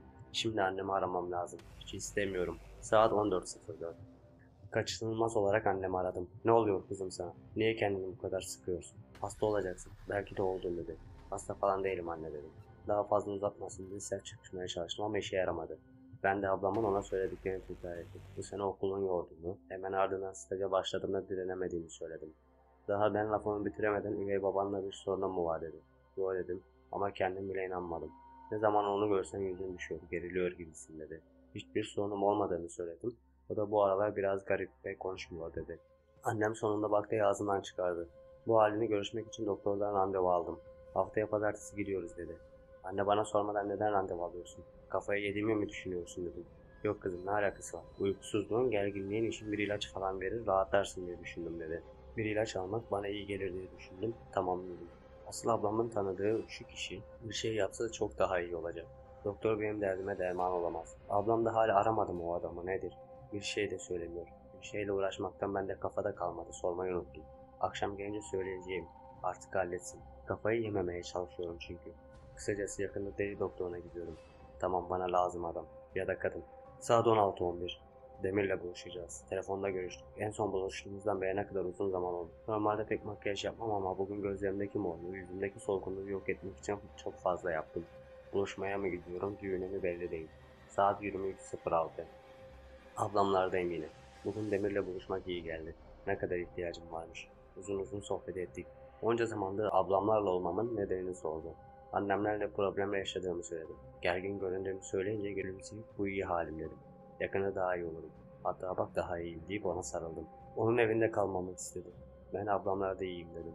Bu yaşadığım şeyleri onun şahit olmasını istemiyordum. Kesin benim deli olduğumu düşünüyor. Bir de bununla uğraşmak istemiyorum. Bir iki gündür midemin kasılmasından kusmaktan bir şey yiyemiyorum. Onunla konuşmak beni öyle rahatlatmıştı ki ne kadar acıktığımı fark ettim. Canımın çektiği her şeyden tıka basa yedim. Normalde çok iştahlı değilim. Uzun boyluyum ve zayıf bir bedenim var. Hele bu olanlardan sonra birkaç kilo kaybettim. O kadar şeyi nasıl yedim bilmiyorum. İyi ki yemişim. Çok keyifliydi. Uyku bastı, yorgunluk. Saat 23:53. Ne oluyor bana? Saat 23:58. Ne yazacağımı bilmiyorum. Elimde günlük ve kalem uyuyakalmışım. Uyandığımda günlüğümde büyük harflerle bir şeyler yazıldı. Yazı benim yazım. Çok bastırarak yazmışım ki kendime geldiğimde parmaklarım ağrıyordu. Tekrar tekrar BNMSN yazmışım. Ne demek bu? Yazdığımın ne olduğunu, niye yazdığımı bilmiyorum. Kafamı toparlamam lazım. Ama uykum çok. Çarşamba, 24 Haziran 2015, saat 07:28. Bir şeyler yaşadım uykuda. O geldi. Üvey babam değil. Artık anlayamıyorum. Uyanmak, uyanmak gibi değil. Uyumak, uyumak gibi de değil. Saat 07:30. Bir rüya gördüm. Korkutucu bir şeydi ama şimdi hatırlamıyorum. Uyandıktan birkaç saniye sonra aniden sanki günlerdir uyanmamışım gibi müthiş bir uyku çöktü.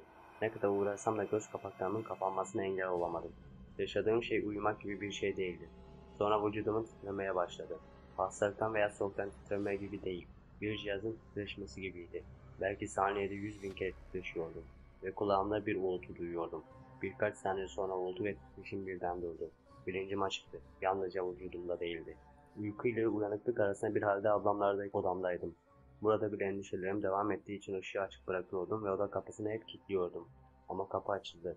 Kapının kolunu hareket ettiğini görüyordum. Çıkardığı sesi çok net duyuyordum. Felçli gibiydim, kıpırdayamıyordum. O müthiş korku yine içimi sarmıştı. Kapı tamamen açıldığında o karanlık şey oradaydı. Ve babam değildi. Bu korktuğum şeydi. Ayakları yoktu. Havada süzülüyordu. O yaklaştıkça oda kararmaya başladı. Sanki odadaki aydınlığı emiyordu. Bedeni katı bir şeye benzemiyor, bir alevin hareketi gibi sürekli dalgalanıyordu. Koyu kırmızı renkliydi, çok koyu. Havada yavaş süzülüp benim yatar bir pozisyonda olmam gibi havada bir karış ötemde duruyordu. Vücudumun içine hapsolmuş gibiydim. Ne kıpırdayabiliyorum ne de ses çıkartabiliyordum. Ama iç dünyamda çığlıklar atıyordum. Elleri diyebileceğim şeyleri boğazıma yapıştı. Tüm gücüyle sıkıyordu. Sıkması beni nefessiz bırakmıyordu. Onun yerine bütün vücudum kilitlenmişti. Ama yine de sanki bana zarar verme isteği zararı veriyormuş gibi hissediyorum. Daracık omuzlarının arasında başı kocaman görünüyordu. Gözünün birini benden saklıyormuş gibi. Sadece birini görüyordum. Parlak kırmızı bir şey. Yuvarlak değildi. Üçgen gibi duruyordu. Sesi, daha doğrusu homurtuları bir her yanımı sarıyordu. Beni öldürmeye çalışıyordu. Bunu hissediyordum. Benden nefret ediyordu. Ama bir şey beni ondan koruyordu. Boğazımı sıktıkça sıkıyor, yine de bana istediği şeyi yapamıyordu. İlk kez ondan korkmamaya çalıştım. Hala korkuyordum fakat üvey babam gibi göründüğü zamanki gibi değil. Bir de ellerini ya da her neyseler kurtulmak istiyordum ama parmaklarımı bile kıpırdatamıyordum. Bana istediği şeyi yapamamanın onu öfkelendirdiğini hissediyordum. Konuşamıyordum ama onun içinden senden korkmuyorum dedim. Aslında korkuyorum. Fakat artık bunu söyleyebilecek kadar cesaretim vardı sanırım.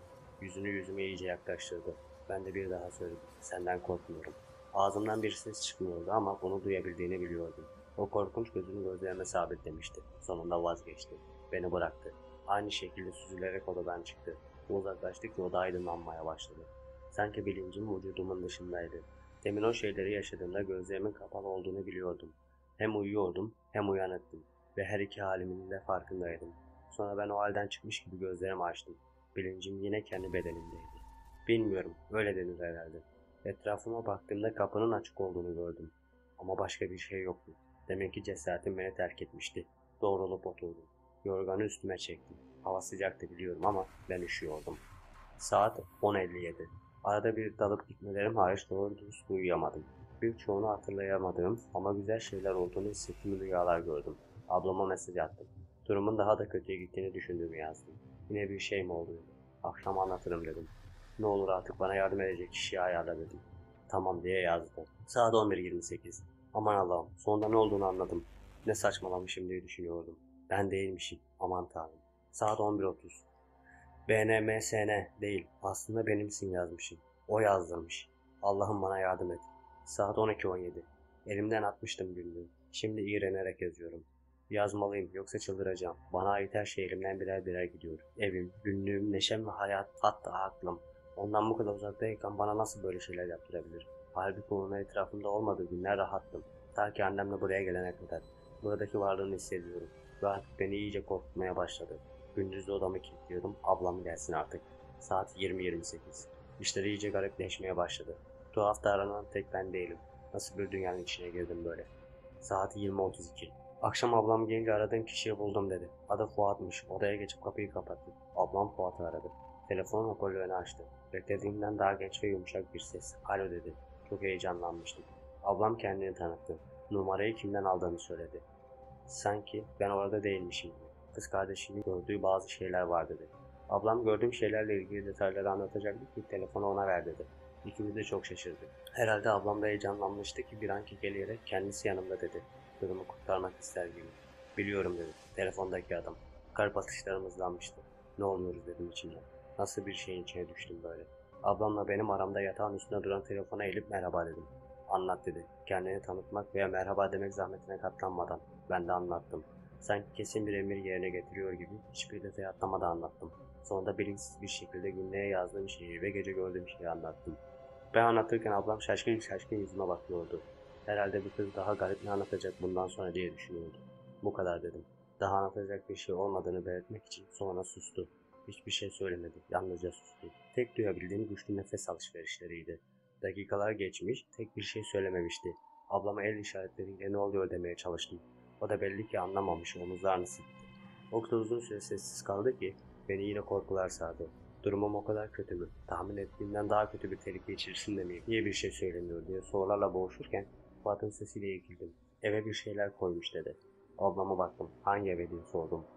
Bulunduğun eve dedi. Oturduğu yere koymuş. Kahverengi bir deri içerisinde uçuşan bir muska. Kırmızı mürekkeple kullanılmış. Belki de kan. O konuştukça şaşkınlığım ve korkum artıyordu. Bir süre sustu. Sonra buldunuz mu dedi. Ben de salak gibi şimdi mi dedim.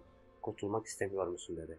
Ablam ben bakarım deyip odadan çıktı. Bir dakika sonra elinde o küçük üçgen kahverengi şeyle geldi. İçim ürperdi görünce. Adam gerçekten de bir şeyler koymuş. Ve bu Fuat denen adam nerede olduğunu tam olarak biliyordu. Bulduk. Şimdi ne yapacağız diye sordum. Yardımcısına talimat verir gibi konuşuyordu. Sirke alın. İçine 13 defa ayetel kürsü okuyun. Sonra muskayı deri kılıfından çıkartın. Ve sirkenin içine atıp kapağını kapattıktan sonra üzerine bir beyaz örtü örtün. 3 gün sonra etkisini tamamen kalkar inşallah dedim. Ben de inşallah dedim. Kendimi tutamayarak. Bu süre içerisinde orada kalmasan daha iyi olur dedim. Tedbirli olmak iyidir. Gidecek yerim yok dedim. Peki dedi. Ama bu yapacaklarınız seni sadece muskanın tesirinden korur. Tamamen kurtulman için babanın ona musallat olan ifritinden kurtulması lazım. Babam değil, üvey babam dedim. Her kimse dedi. Ne yaptın da onu bu kadar kızdırdın dedi. Sesinden güldüğünü anlayabiliyordum. Biraz sinirlenmiştim. Bunun neresi komik dedim içimden. Kerim'i mi? Onu kızdıracak hiçbir şey yapmadım dedim. O da onu değil, ifriti. Çok garip konuşuyordu. Çok kızdırmışsın dedi. Bayağı gülüyordu adam. İfrit nedir dedim. Sen hiçbir şey bilmiyormuşsun. Karşılaştığımızda sana anlatırım. Şimdi anlatırsam iyice korkarsın dedi. Böyle söylemesi bile yetti korkutmaya. Beni ele geçirmeye çalışmış ama becerememiş. Zavallı şey. Nasıl da deli oluyor seni ele geçiremeyince. O yüzden sana zarar vermeye çalışıyor. Ve bunu gerçekten deneyecek. Ama 3 gün şansı var. Ondan sonra o muskayla sana bir şey yapamaz. Aslında buna ihtiyacımız yok. Üvey babanı da sen ile kurtarabilirsin. Belli ki yeteneğin var ama kendine güvenmen ve korkmaman lazım. Kısa bir eğitimle onun hakkından gelirsin dedi. Ne saçmalıyor bu adam diye düşündüm. Şimdi yazarken bile ürperiyorum o şeyden. İfrit miymiş neymiş ödüm patlıyor. Ondan bahsedildiğini bile duymak istemiyorum. Şu 3 gün bir geçse de kurtulsam. Böyle bir şeydi konuşmamız. Sonra teşekkür ettik ve kapattık. Gergin bir görüşmeydi benim için. Saat 22.33. Telefon görüşmesinden sonra ablam mutfaktan sirke ve bir kavanoz getirdi. İkimiz de çok heyecanlıydık. Ama bende de korku vardı. Hala inanamıyorum. Gelip eve bu muskayı bırakmış, kendisi mi yazdı yoksa o karanlık şey mi yazdı bilmiyorum. Hatırladıkça üşüme geliyor. Ablam sirkeyi kavanoza döküp ayetel kürsü okumaya başladı. Sıkıyla okuyordu. Ablamın elinde tuttuğu muskadan gözümü alamıyordum. Kalbim deli gibi atıyordu. Bir an önce okuyup bu işi bitirmesini istiyordum ama onu aceleye getirmek de istemiyordum. Sonunda okuması bitti. Makasla muskanın deri kabuğunu kesip içinden katlanmış bir kağıt çıkardı. Özenle açıp içindeki bazıları kırmızı bazıları siyah olan yazılar vardı. Bazıları Arapçaya benziyordu, bazıları ise garip işaretlenmişti. Daha kağıdı açarken odaya şeytane bir havanın dolduğunu hissetmiştim. Nefesim kesilir gibi oldu. Ablam uzun uzun inceliyordu muskayı. Hadi koy içine artık dedim. Tamam deyip içine koydu. Kapağını kapatıp Fuat'ın dediği gibi üzerine beyaz bir örtü örtüp mutfağa koydu. Rahatladım diyemeyeceğim ama gerginliğim azaldı. Şimdi geriye son 3 günün geçmesini beklemek kaldı.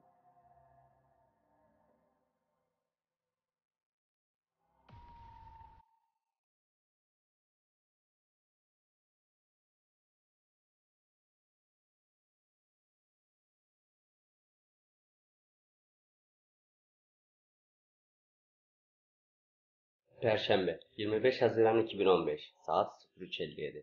Ablam, eniştem hepimiz ayaktayız. Yaptığımız şey muskayı sirkeye koymak, bir işe yaramadı. Artık ağlayamıyorum da.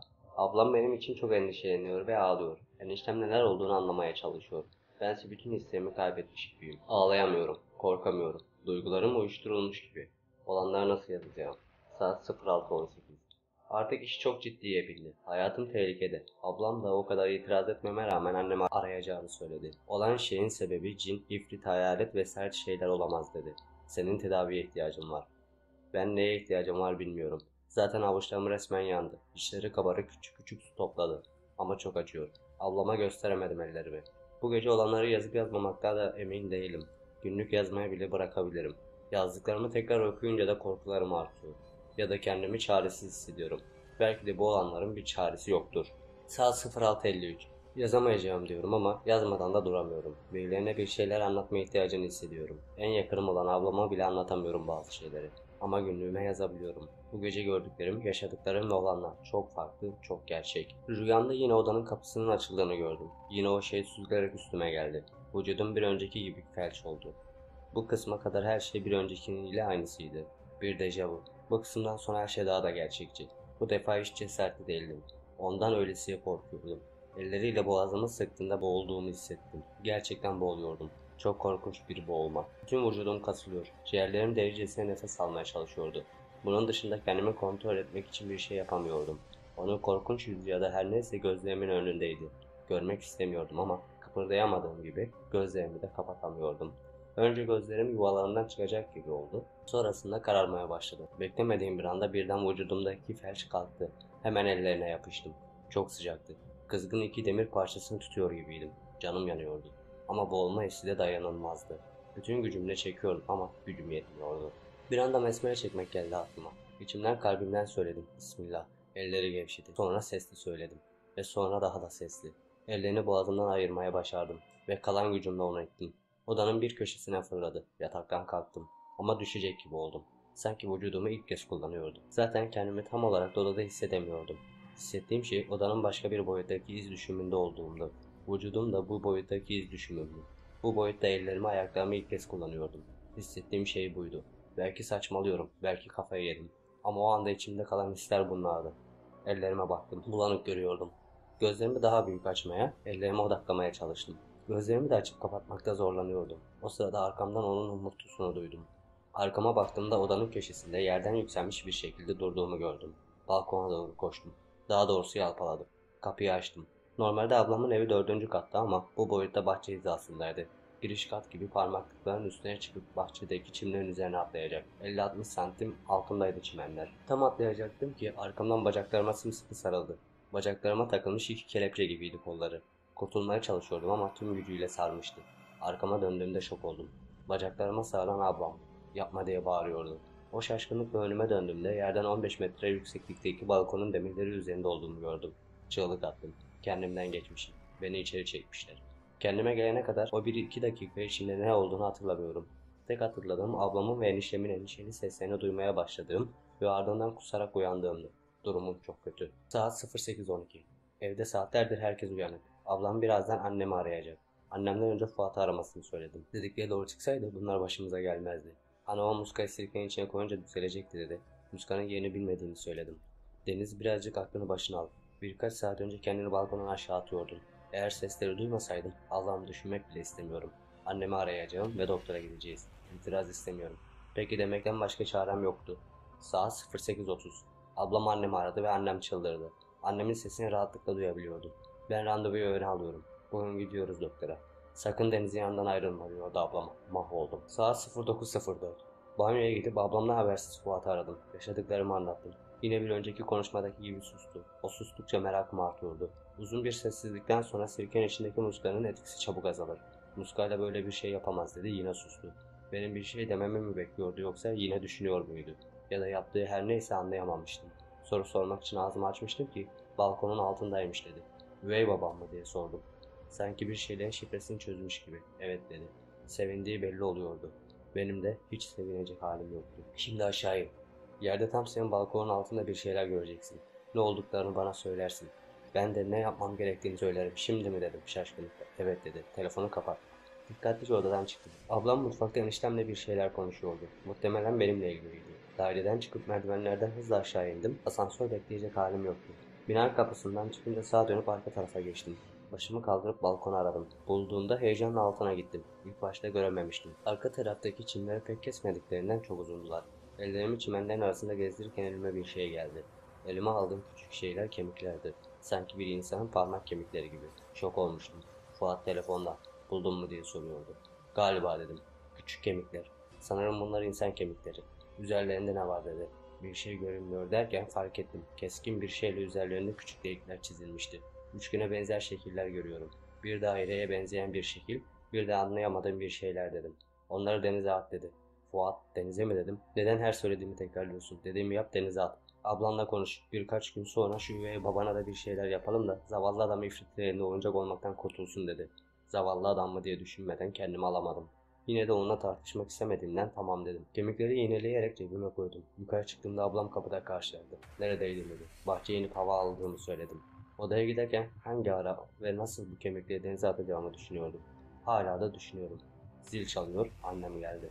Saat 10 olmuş.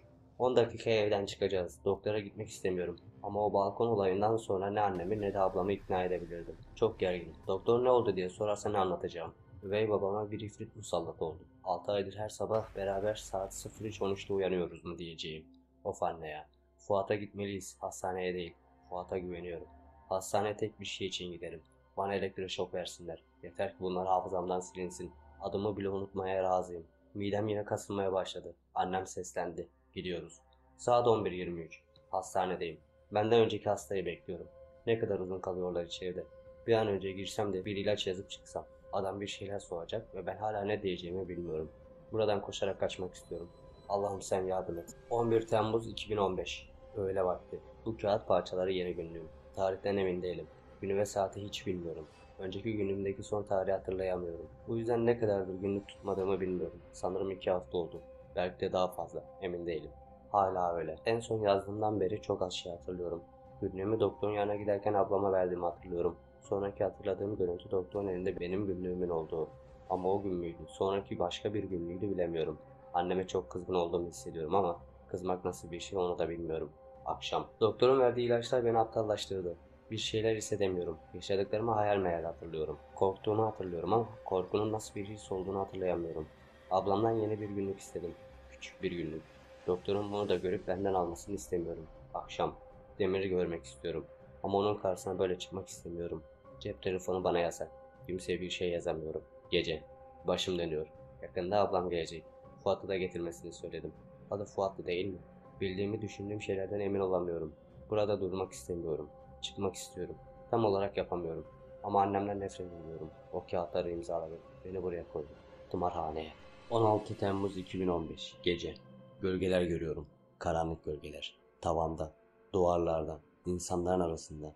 Küçük kırmızı gözlerle bana bakıyorlar. Seslerini duyuyorum. Derinlerden. Duvarların içinden gelen uğultular, homurtular.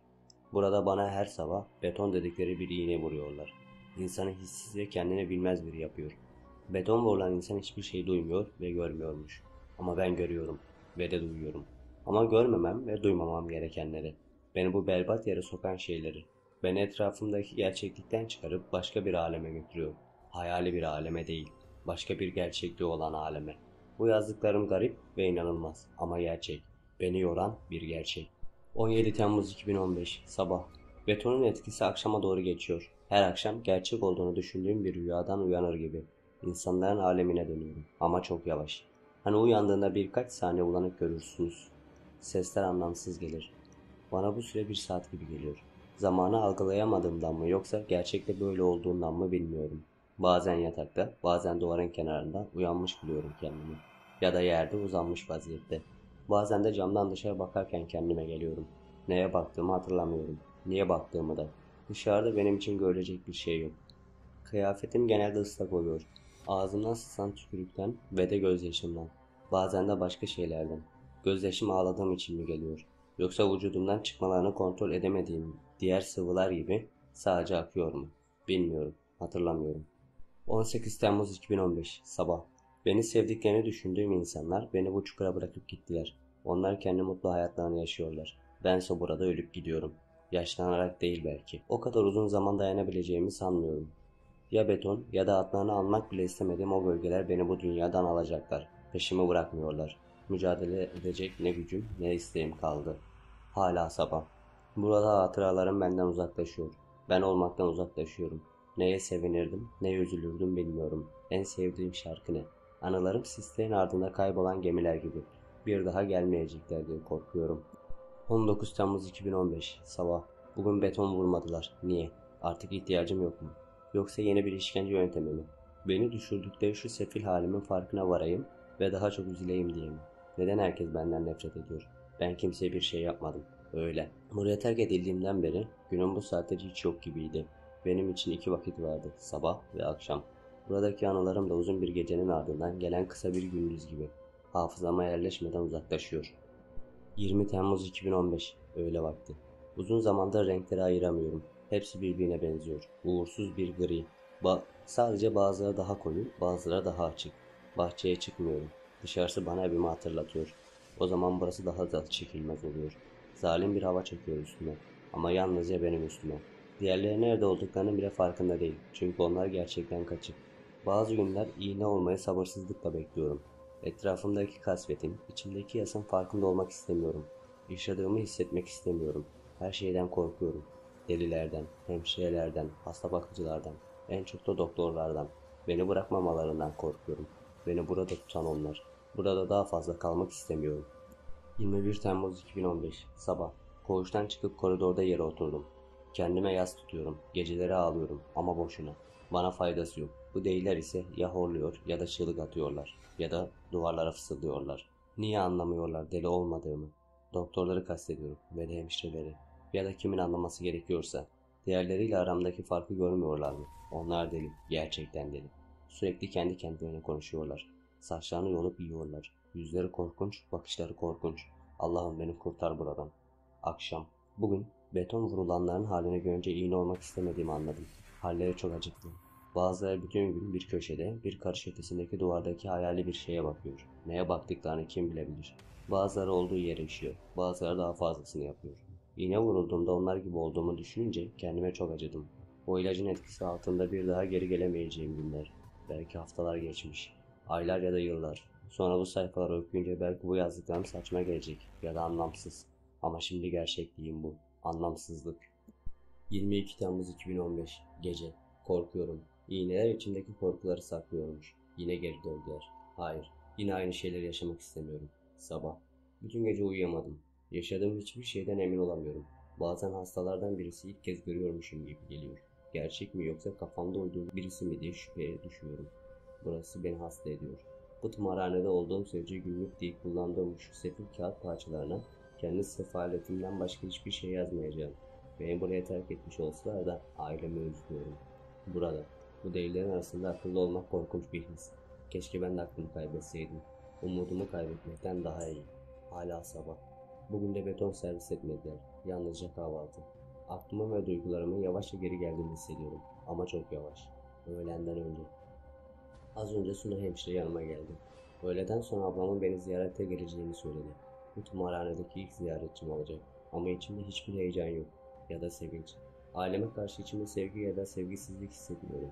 Sadece özlüyorum. Belki duygularım yeterince çabuk geri gelmiyordur. İçimde kocaman bir boşluk var. Ve kolay dolacağı benzemiyor. Öyle. Banu ile ne konuşacağım?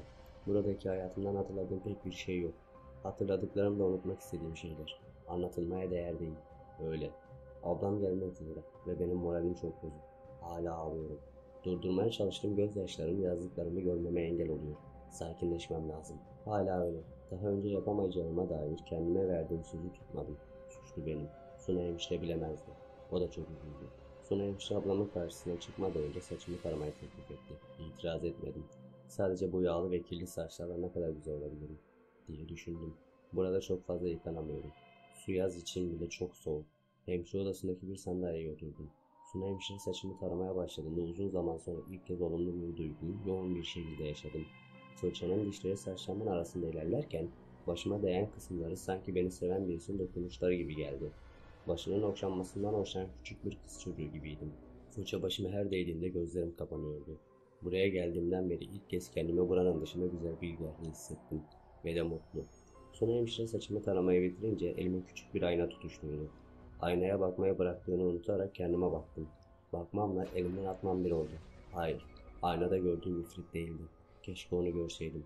Gördüğüm morarmış ve içe kaçmış bir çift göz ile bana bakan korkunç bir bakış ve soluk bir beniz. Buradaki kaçıklarda gördüğüm yüzün aynısı. Akşam. Hala ağlıyorum ama ayna meselesinden değil. Ablamın beni ziyaret edişi hislerimi değiştirdi. Öncesinde ailemden birisi gelecekmiş gibi hissetmiyordum. Hislerim neydi tam olarak bilmiyorum. Banu koridorda beni görünce koşarak sarıldı. Ağlamaya başladı. Ben ise donmuş gibi duruyordum. Sonra aklım bana da bu durumda ona sarılmam gerektiğini hatırlattı. Onunkinin aksine benimkisi duygusuz bir sarılıştı. Beraber bahçeye çıktık. Daha önce bahçeye çıktığımı hatırlamıyorum. Çok yabancı bir yer gibi geldi. Kapıdan çıktığımda aydınlığa alışkın olmadığım için büyük parlak bir projektöre tutulmuş bir tavşan gibi hissettim kendimi. Tenime değen güneşin sıcaklığı içimde bir şeyleri değiştirdi sanki. Bunu hissettim. Güneş ışığı cildimi değil, kalbime nüfuz ediyor gibiydi. İçimdeki devasa boşluk, anlam veremediğim hislerle doluyordu. Beceriksiz bir tebessüm de vardı yüzümde. Başka bir yere gelmiş gibiydim. Sanki renkte de ilk kez fark ediyordum. Komşum karanlık, soğuk ve ürkütücü duvarları yerine masmavi gökyüzü, yemyeşil ağaçlar, çimenler ve yanağıma okşayan rüzgar. Harikalar alemindeki Alice gibiydim. Ben böyle hayretle etrafımı seyrederken ablam nasıl olduğunu sormuş ve sorduğunu ancak ikinci kez sorduğunu anladım. İyiyim dedim. Ama iyi olmanın ne demek olduğunu bilmiyordum. Sanırım o an hissettiğim şeyler iyi olmaktı. Bahçedeki en büyük ağacın altındaki banka karşılıklı oturduk. Gülümseyerek yüzüme baktı ve "Bu defa daha iyi gördüm seni" dedi. "Bu defa mı?" diye sordum. "Evet, daha önceki gelişimi hatırlamıyor musun?" dedi. Sanırım ona anlamsız bir şekilde bakıyordum. Annemle beraber gelmiştik diye ısrar edince "Hatırlamıyorum" dedim. Kekeleyerek. "İlaçların etkisindendir" dedi. Zaten pek kendimde görünmüyordu. O zamanlarla ilgili neredeyse hiçbir şey hatırlamıyorum. Ablam. "Bugün seni görmeden önce doktorla görüştüm. Artık yine yapmadıklarını, böyle devam ederse bir daha yapmayacaklarını söyledi. Daha hafif ilaçlar geçeceklermiş. Yakında tamamen iyileşeceğimi düşünüyorlarmış doktorlar. İyileşmenin biraz da bana bağlı olduğunu, hastalığımı kabullenmenin iyileşmemi hızlandıracağını söylemiş. Kendime buranın kasvetini hazırlamışken iyileşme ile ilgili bir şey duymak beni biraz şaşırttı. Biraz da heyecanlandırdı. Ama hastalığımı kabullenme ile ilgili şeyler nasıl yapacağımı bilmiyorum. Yaşadıklarımı hatırlamak bile istemiyorum ama yine de onların gerçek olmadığına kendimi inandırmak zor geliyor. Ama deneyeceğim. Evet, çok mantıklı. Her şeyin aklımın ürünü olduğunu düşünüyorum. Tabii bunlar şu anki düşüncelerim. Ablamla konuştuğum zaman hastalığı kabullenme kısmı benim için sarsıcı olmuştu. Yüzünden kefenin kaçtığını anlamış olmalı ki sana bir şey getirdim diyerek çantasını açtı. Parlak bir ambalajlı olan bir paket çıkarttı. Uzattığı paketi şaşkınlıkla aldım. Ne olduğunu anlamak için elimde çevirip duruyordum. "Ne olduğunu anlamak için paketi açman gerekiyor" dedi gülümseyerek. Aptallığımın farkına varınca biraz utandım. Beceriksizce paketi açarken "Çok sevineceğim bir şey olduğunu söyleyebilirim" dedi. "İçinden sevineceğim şeylerin ne olduğunu bilmiyorum ki" dedim. Bu tımarhanede resetlendim sanki.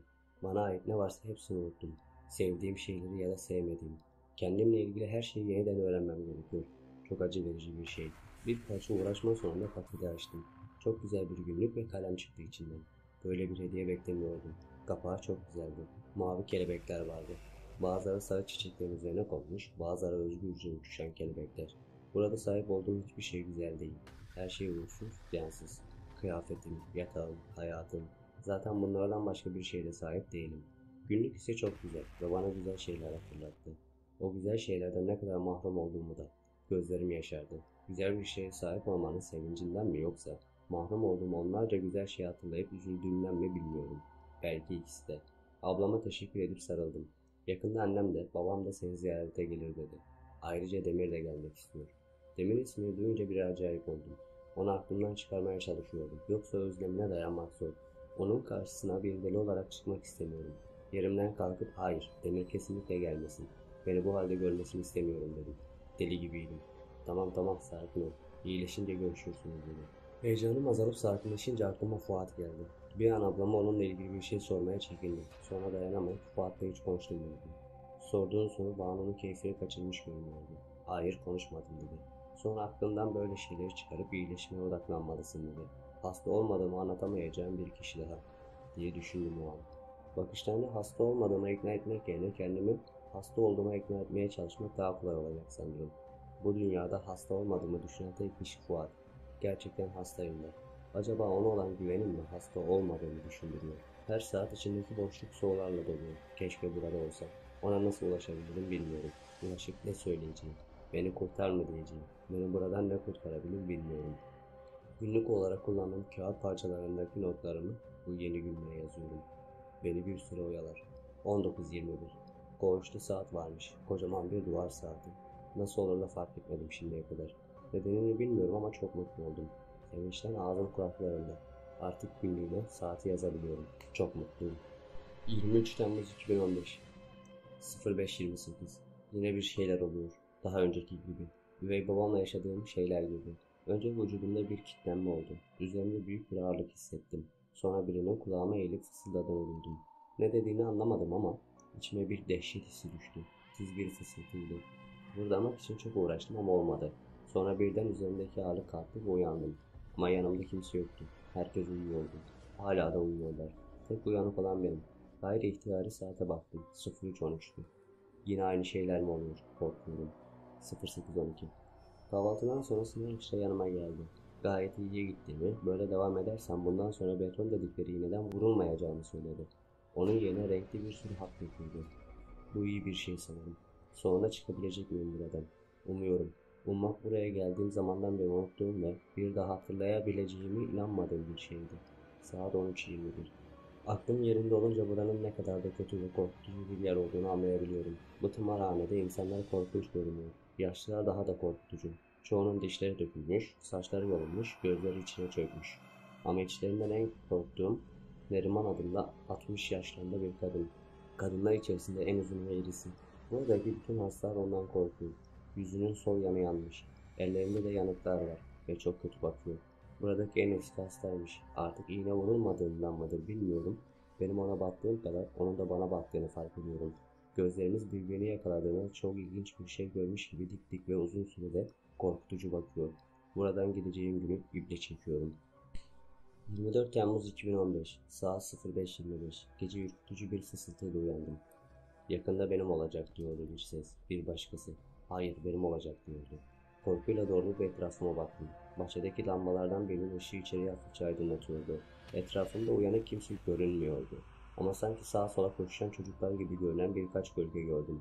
Yaşadıklarım gördüklerim gerçek mi? Emin olamıyorum. Betonu özleyeceğim galiba. Saat 13:17. Kusup duruyorum. Bu defa korkudan değil. Korku içimden hiç çıkmıyor zaten. Kusmam doktorun verdiği yeni ilaçlardan. Hangisi kim bilir beni kusturan. Rengarenk bir sürü hap içiyorum. Beton kadar olmasa da yine de buradaki her şey gibi kötü. Görüşümde bir bulanıklık oluyor. Suna ablaya söyledim. Doktor gördüğünde söyleyecekmiş. Burada doktor görüşmek için randevu vermediği takdirde hastalar onunla görüşemiyor. Hiçbir doktor gülümsemiyor. Hepsi çok ciddi.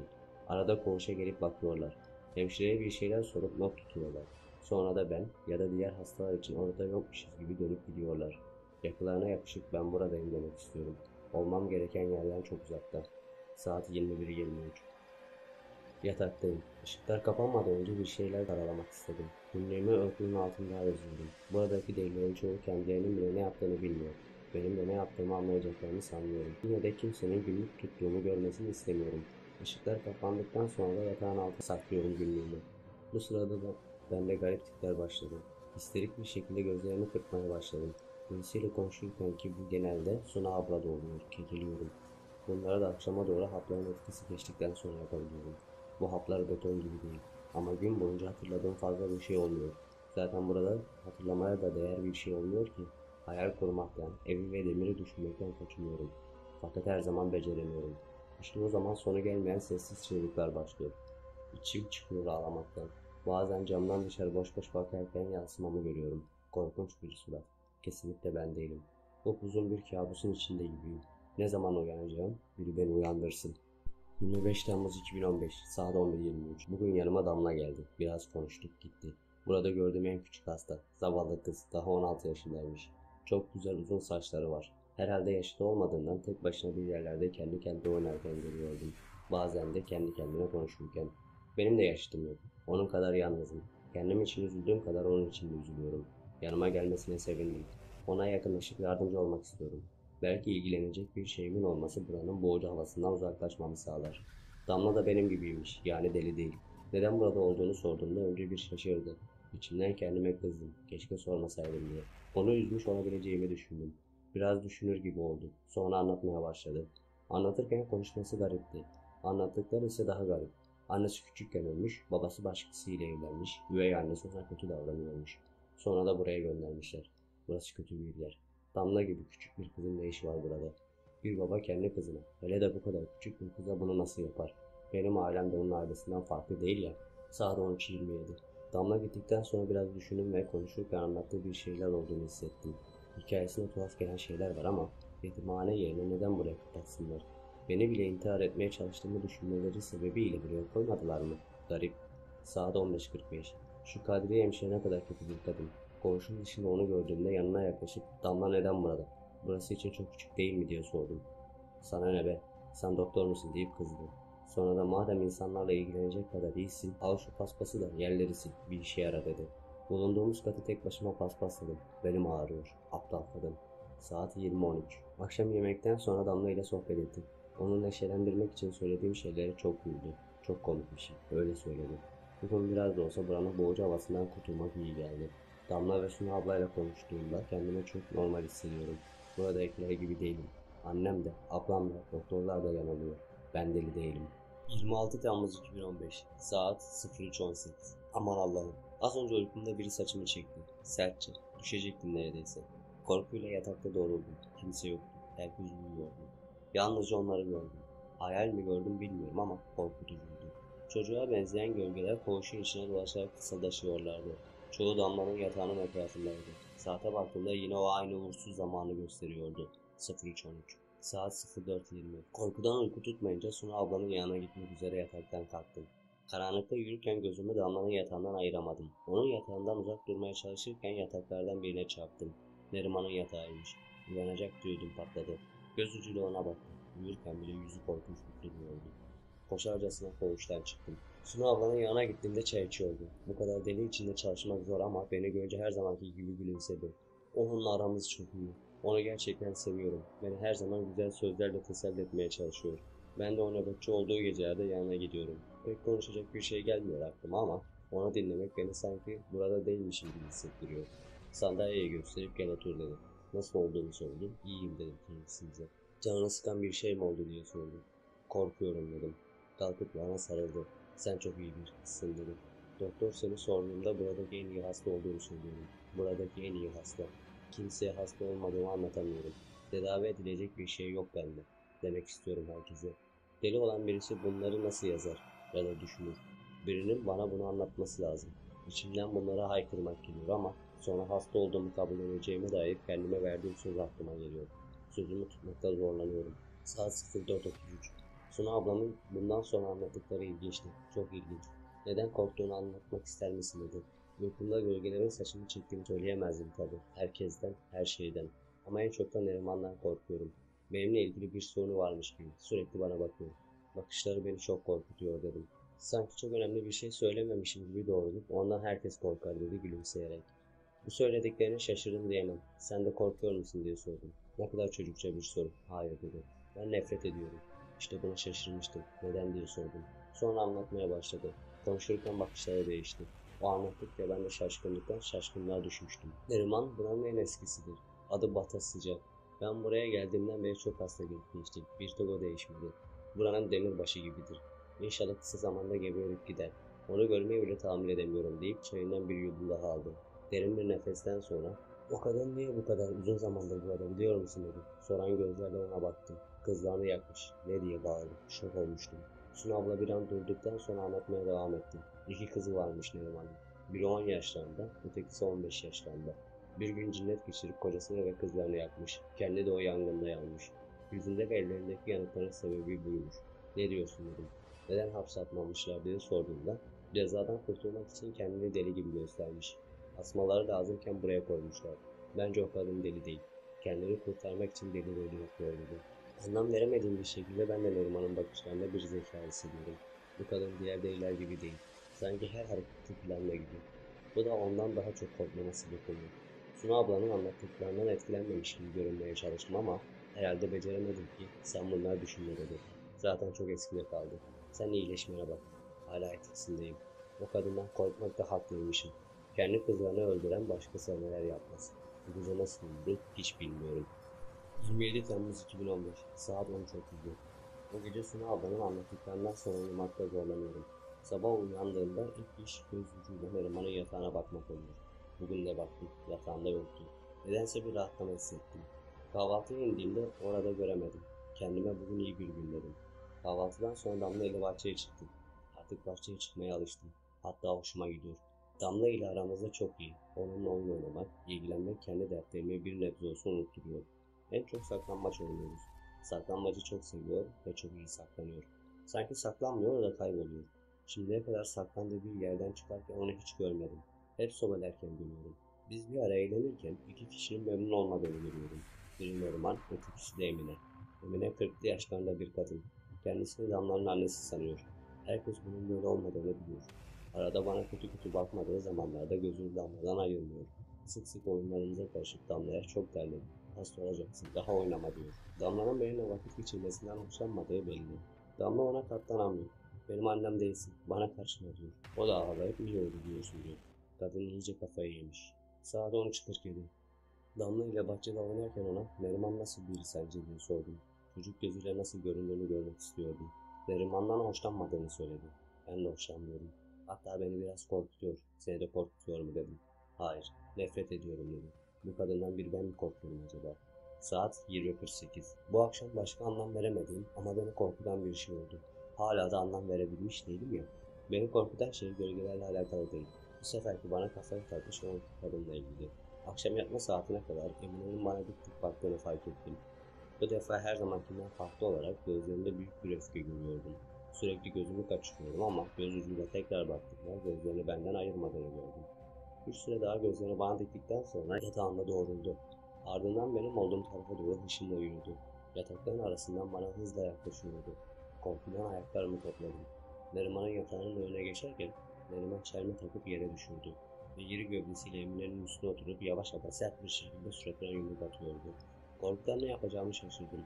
Öyle sert vuruyordu ki Emine'nin çığlıkları yumruğun sesini bastıramıyordu. Birkaç darbeden sonra Emine'nin sesi kesildi. Yüzü kandan görünmüyordu. Koğuştaki değiller ortalığı velveleye verdi. Bir hasta bakıcı ne oluyor burada diyerek içeriye girdi. Neriman'ı görünce bir başka hasta bakıcıyı çağırdı. İkisi beraber vahşi kadını kollarından tutarken Neriman'la göz göze geldik. Yüzümde öfke göreceğimi düşünürken mutluluk gördüm. Sağ eli kan içerisindeydi. İki hasta bakıcı onu götürürken Suna hemşire geldi. Ardından birkaç köylü daha. Yere baygın yatan Emine'yi sedyeyle taşıdılar. Bunun anlamı nedir? Neriman beni korumaya çalışıyordu. Yoksa deliliğinden mi yaptı bunu? Neden beni korumaya çalışsın ki? Belki de bana gözdağı veriyordu bilmiyorum. Ama o olmasaydı Emine bana zarar verecekti. Bundan eminim. Damla ile yaşadığımız şeyle alakalı olduğunu düşünüyorum. Buradan çıkmam lazım. Ben onlar gibi değilim. Kendimi onlara karşı koruyamam. 28 Temmuz 2015 saat 06.27. Bu gece de korkuyla uyandım. Bir ses, uyanık mısın dedi. Gözlerimi açtığımda küçük bir gölgenin üstüme geldiğini gördüm. Ödüm patladı. Geri çekilip çığlık attım. Birkaç deli homurdandı. Tekrar çığlık atmamak için ellerim ağzımdaydı. Senin yanında yatabilir miyim deyince sesi tanıdım. Damla, sen misin dedim. Gölgeden hiç ses çıkmadı. Birkaç saniye olduğundan emin olmak için korkuyla baktım. Sonra o olduğundan emin olunca rahatladım. Ödümü patlattım deyip örtüyü açtım. Yatabilirsin gel dedim. Sırtı bana dönük bir şekilde yanıma uzandı. Mevsim yaz olduğu halde vücudu bir ömrünkinden daha soğuktu. Sanki benim içimi, sanki benim ısımı çekiyordu. Onu ısıtmaya çalıştıkça ben üşüdüm. Bir süre sonra uyuyakalmışım. Sabah uyandığımda yanımda yoktu. Kendi yatağımdan kalkarken gördüm. Hiç derin uyuyamam ama yanımdan gittiğini fark etmemiştim. Önce acaba rüya mı gördüm diye şüpheye düştüm. Ama emindim ve hala eminim. Dün gece benim yanımdaydı. Neden böyle garip davranıyor? Üzülüyorum onun için. Saat 20.18. Damla bugün hiç yanıma gelmedi. Bana hiç gibi değildi. Sanki onunla arada hiç yokmuşum gibi davranıyordu. Bahçede kendi kendine oynuyordu. Ama dikkatli baktığımda sanki yanında biri varmış gibi konuşuyor ve gülüyordu. Yine eskisi gibi hissediyorum. Yalnız, mutsuz, umutsuz. 29 Temmuz 2015 saat 05.47. Korkuyorum. Üvey babamla yaşadığım şeyler gibi. Hayır, daha kötü. Gece bir kabustan uyandım. kabus bir şeyler görmekten çok bir şey hissetmekle ilgiliydi. Etrafımın gölgelerle çevrili olduğunu hissettim. Ama asıl kabus uyanınca başladı. Korkuyla uyanmıştım. Yatakta otururken etrafıma baktığımda Damla'yı koğuşun kapısına kadar yürürken gördüm. Etrafında o gölgeler vardı. Sağında solunda koşuşturuyorlardı. Açık kapıdan dışarı adım attığımda koğuşun dışındaki koridorun ışığı önce söndü. Sonra zayıf bir şekilde yanıp sönmeye başladı. İçimdeki o aptal merak duygusu tekrar uyandı. Biraz da Damla için endişelenmiştim. O kapıdan çıkınca yataktan kalktım. Ses çıkartacaklarını düşünerek terliklerimi giymeden koğuştan çıktım. Koridorda onu göremedim ama bir his beni merdivenlerden alt kata çekiyordu. Merdivenlerden inerken tedirginlikle sağa sola bakıyordum. Hasta bakıcılara veya o kötü Kadriye hemşireye yakalanmak istemiyordum. En alt kata inince etrafıma baktım. Damla ortalarda yoktu. İçimdeki sesi dinleyip soldaki dar koridora girdim. Görünüşte bir şey yoktu ama içime bir ürperti sardı. Koridor boyunca ilerledim. Damlanın hangisinde olduğunu anlamak için sağda ve soldaki kapılara bakıyordum. Her adımımda heyecanım ve gerginliğim artıyordu. Soldaki en son kapıya yaklaştığımda fısıltılar duymaya başladım. Bir sürü şeyin fısıltısı. Fısıltıların yoğunlaştığı kapının önüne geldiğimde yanındaki küçük tabelada malzeme odası yazıyordu. Gariplik daha kapının önünde başlıyordu. Kapının üstünde çok eski olduğunu düşündüğüm bir atmalı vardı. Batıl inançları olan bir çalışan basmış diye düşündüm. Kapıyı içinde artmaya başlayan bir ürpertiyle açtım.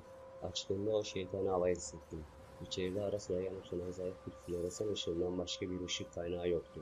Malzeme dolaplarının kapaklarındaki garip şekiller vardı. En çok dikkatimi çeken açık bir el şekliydi. Orta parmağı avucunun ortasına kadar olmayan bir el. Her yerde korkutucu şekiller ve resimler vardı. Malzemeler talan edilmiş gibi etrafa saçılmış duruyordu. Bu hastanede kim yapmış olabilir bunları? Ve kimse nasıl fark etmemiş olabilir diye düşündüm. Köşede başka bir kapı daha vardı. Fısıltılar oradan geliyordu. Yarı açık kapıyı gittiğimde gördüğüm manzara beni dehşete düşürdü. Damla yerden neredeyse 1 metre havada duruyordu. Sağ tarafı bana dönük bir şekilde 2 metre önündeki duvara bakıyordu. Duvarda insan elinden çıkmış olmayacak kadar garip ve korkunç şekiller vardı. O küçük gölgeler damların etrafında bir yarım daire oluşturmuşlardı. Uğursuz ve sonu gelmeyen fısıltılar çıkartıyorlardı. 4-5 yaşlarında saçları olmayan erkek çocuklarına benziyorlardı. Ve beni görünce o korkunç küçük kırmızı gözlerle bana baktılar. Yüzleri bulanık gibiydi. Tam tarif edemiyorum. Sonra onu gördüm. O iri gölgeyi. Duvarın içinden çıktı. Korkunç bir şeydi. Alnında kırmızı bir leke gibi o garip orta parmağı olmayan el işareti vardı. Beynim bacaklarıma kaç emri veriyordu ama dehşetten kıpırdayamıyordum bile. Damla başını bana çevirdi. Beni gördüğünde yüzünde bir şaşkınlık gördüm. Sonra aniden vücudumdaki kilitlenme kalktı. Bütün gücümle koğuşa doğru koştum. Sanki orada bana bir şeyler yapamazlarmış gibi. Ne aptalca bir düşünce. Saat 06:03. Bunları yazması o kadar zor ki şu an aldığım nefes yetmiyor. Bir yandan gözyaşlarımı siliyorum. Ben buraya ait değilim ama buradan çıkamıyorum. 06:17 saat. Ne kadar zor olsa da kendime gelmeye çalışıyorum.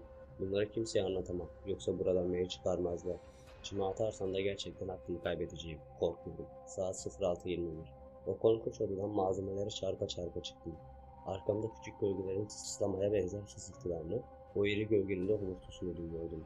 Merdivenlere nasıl çıktım, ne ara yatağa girdim hatırlamıyorum. Bakışlarım koğuşun açık kapısına kilitlenmişti. O küçük şeyler peş peşe içeri girip yatağımın etrafını çevirdiler. Korkudan dilim tutulmuştu. Çığlık atmak istiyordum ama içimdeki dehşetli korku çığlıklarımı yutuyordu. Bana bakıyorlardı. Çok yakınımdaydılar. O zaman hepsinin gözleri kırmızı olmadığını fark ettim. Bazıları sarı, bazıları turuncuydu. Sonra o gölge geldi. Homurtusu içimi titretiyordu. Küçük gölgelerin sıslamaları kulaklarımdan yankılanıyor. O dehşetli korku vücudumun her yerine yayılıyordu. Koğuşta kimse bu sesleri uyanmıyordu. Ben çığlık atıyordum ama sesim çıkmıyordu. İri olan gölge bana doğru hızla gelince korkuyla örtüyü yüzüme çektim. O küçük şeyler histerik tıslamalarla örtüyü dokunuyorlardı. Onlardan kurtulmak ister gibi ayaklarımla kendimi geriye doğru ittiriyordum. Arkamdaki duvarı delecektim sanki. Birden örtü üstümden çekildi. Bu defa çığlık atmayı başarabildim. Tüm gücümle çığlık atıyordum. O şey nefret dolu gözlerle bana bakıyordu. Üvey babama musallat olan üsluptan farklıydı. O korkunç iki kırmızı göze kilitlendiğimde tarif edemiyordum. Korkunç bir andı. Yazarken bile nefesim kesiliyor. Saat 06:32. Çığlığım onu daha da sinirlendirmişti sanırım. Belki başka bir şey daha yapacaktı bilmiyorum. O sırada Damla aramıza girip hayır diye bağırdı. Korkunç gözlerini Damla'ya çevirdi. Ona zarar verme dedi. O garip bir şey ki kor parçası gibi duran gözleriyle tekrar bana baktı. Vahşi bir hayvanın avına baktığı gibi bakıyordu. Sanki Damla'nın o şeyi sözü geçiyordu gibiydi. Üvey babanın o öfkete teslim olması gibi değildi. O sırada benim çığlıma kalkan kaçıkların bazıları küfür ediyor, bazıları da beni taklit eder gibi çığlıklar atıyordu. Büyük gölge hala bana bakarken koğuşun açık kapısından içeriye Kadriye hemşire girdi. Işığı açtığımda o şeyler sanki hiç orada bulunmamış gibi kayboldu. Kadriye hemşire, ne oluyor burada diye bağırdı. Yanında atlarını bilmediğim hasta bakıcı iki adam da vardı. Kadriye hemşire yatakların arasında benim yatağıma doğru ilerlerken etraftaki delilere yatın çabuk diye emirler yağdırıyordu. Burada delilleri söz geçirebilen tek kişi yok. Bir anda ortalık sessizleşti. Çığlık atanın ben olduğumu anlamıştı sanırım. Belki de bana gıcık olduğundandır. Yatakların arasından benim olduğum tarafa doğru hışımla yürürken Damla beni ikinci kez kurtardı. Kabus gördüm. Çığlık atarak uyandım dedi. İnanmamış gibi Damla'yı çatı kaşlarla süzdü. Senin sesine benzemiyordu pek dedi. Daha kötücül gözlerle bakarken Damla bir şeyler daha söyledi. Kadriye hemşire ikna olmuş gibi görünüyordu. Korku dolu gözlerle ona bakıyordum. Ne bakıyorsun dedi. Yat zıbar. Hemen yattım ama bu saate kadar uyuyamadım. Saat 07:23. Kahvaltı için yataktan kalkarken yatak örtümün ayak ucu yanıktı. Hem de örtüyü kavramış bir el şeklinde. O gördüğüm şey, üvey babamın ifritinden de gerçekti. Damla olmasaydı bana ne yapabilirdi bilmiyorum. Damla nasıl bir çocuk böyle? Orada ne yapıyordu? O korkunç şeylerle. Yine kafamda bin bir soru. Böyle nasıl iyileşeceğim? Gerginlikten sürekli ellerimi sıkıyorum. Burada bir gün daha duramam. Annemi arayacağım. Gerekirse beni buradan alsın diye yalvaracağım. Saat 11:13. Az önce annemle konuştum. Hafta içi olmasına rağmen işten izin alıp yarın buraya gelecekmiş. Sesini duyunca ağladım. Bir yanım ona çok kızsa da onu çok özlüyorum. Ben ağlayınca o da ağladı. Bir süre ağlamaktan konuşamadım. Yarın öğlenden sonra burada olacağını söyledi. Şimdi dakikaları sayıyorum. Beni buradan çıkartmasını istedim.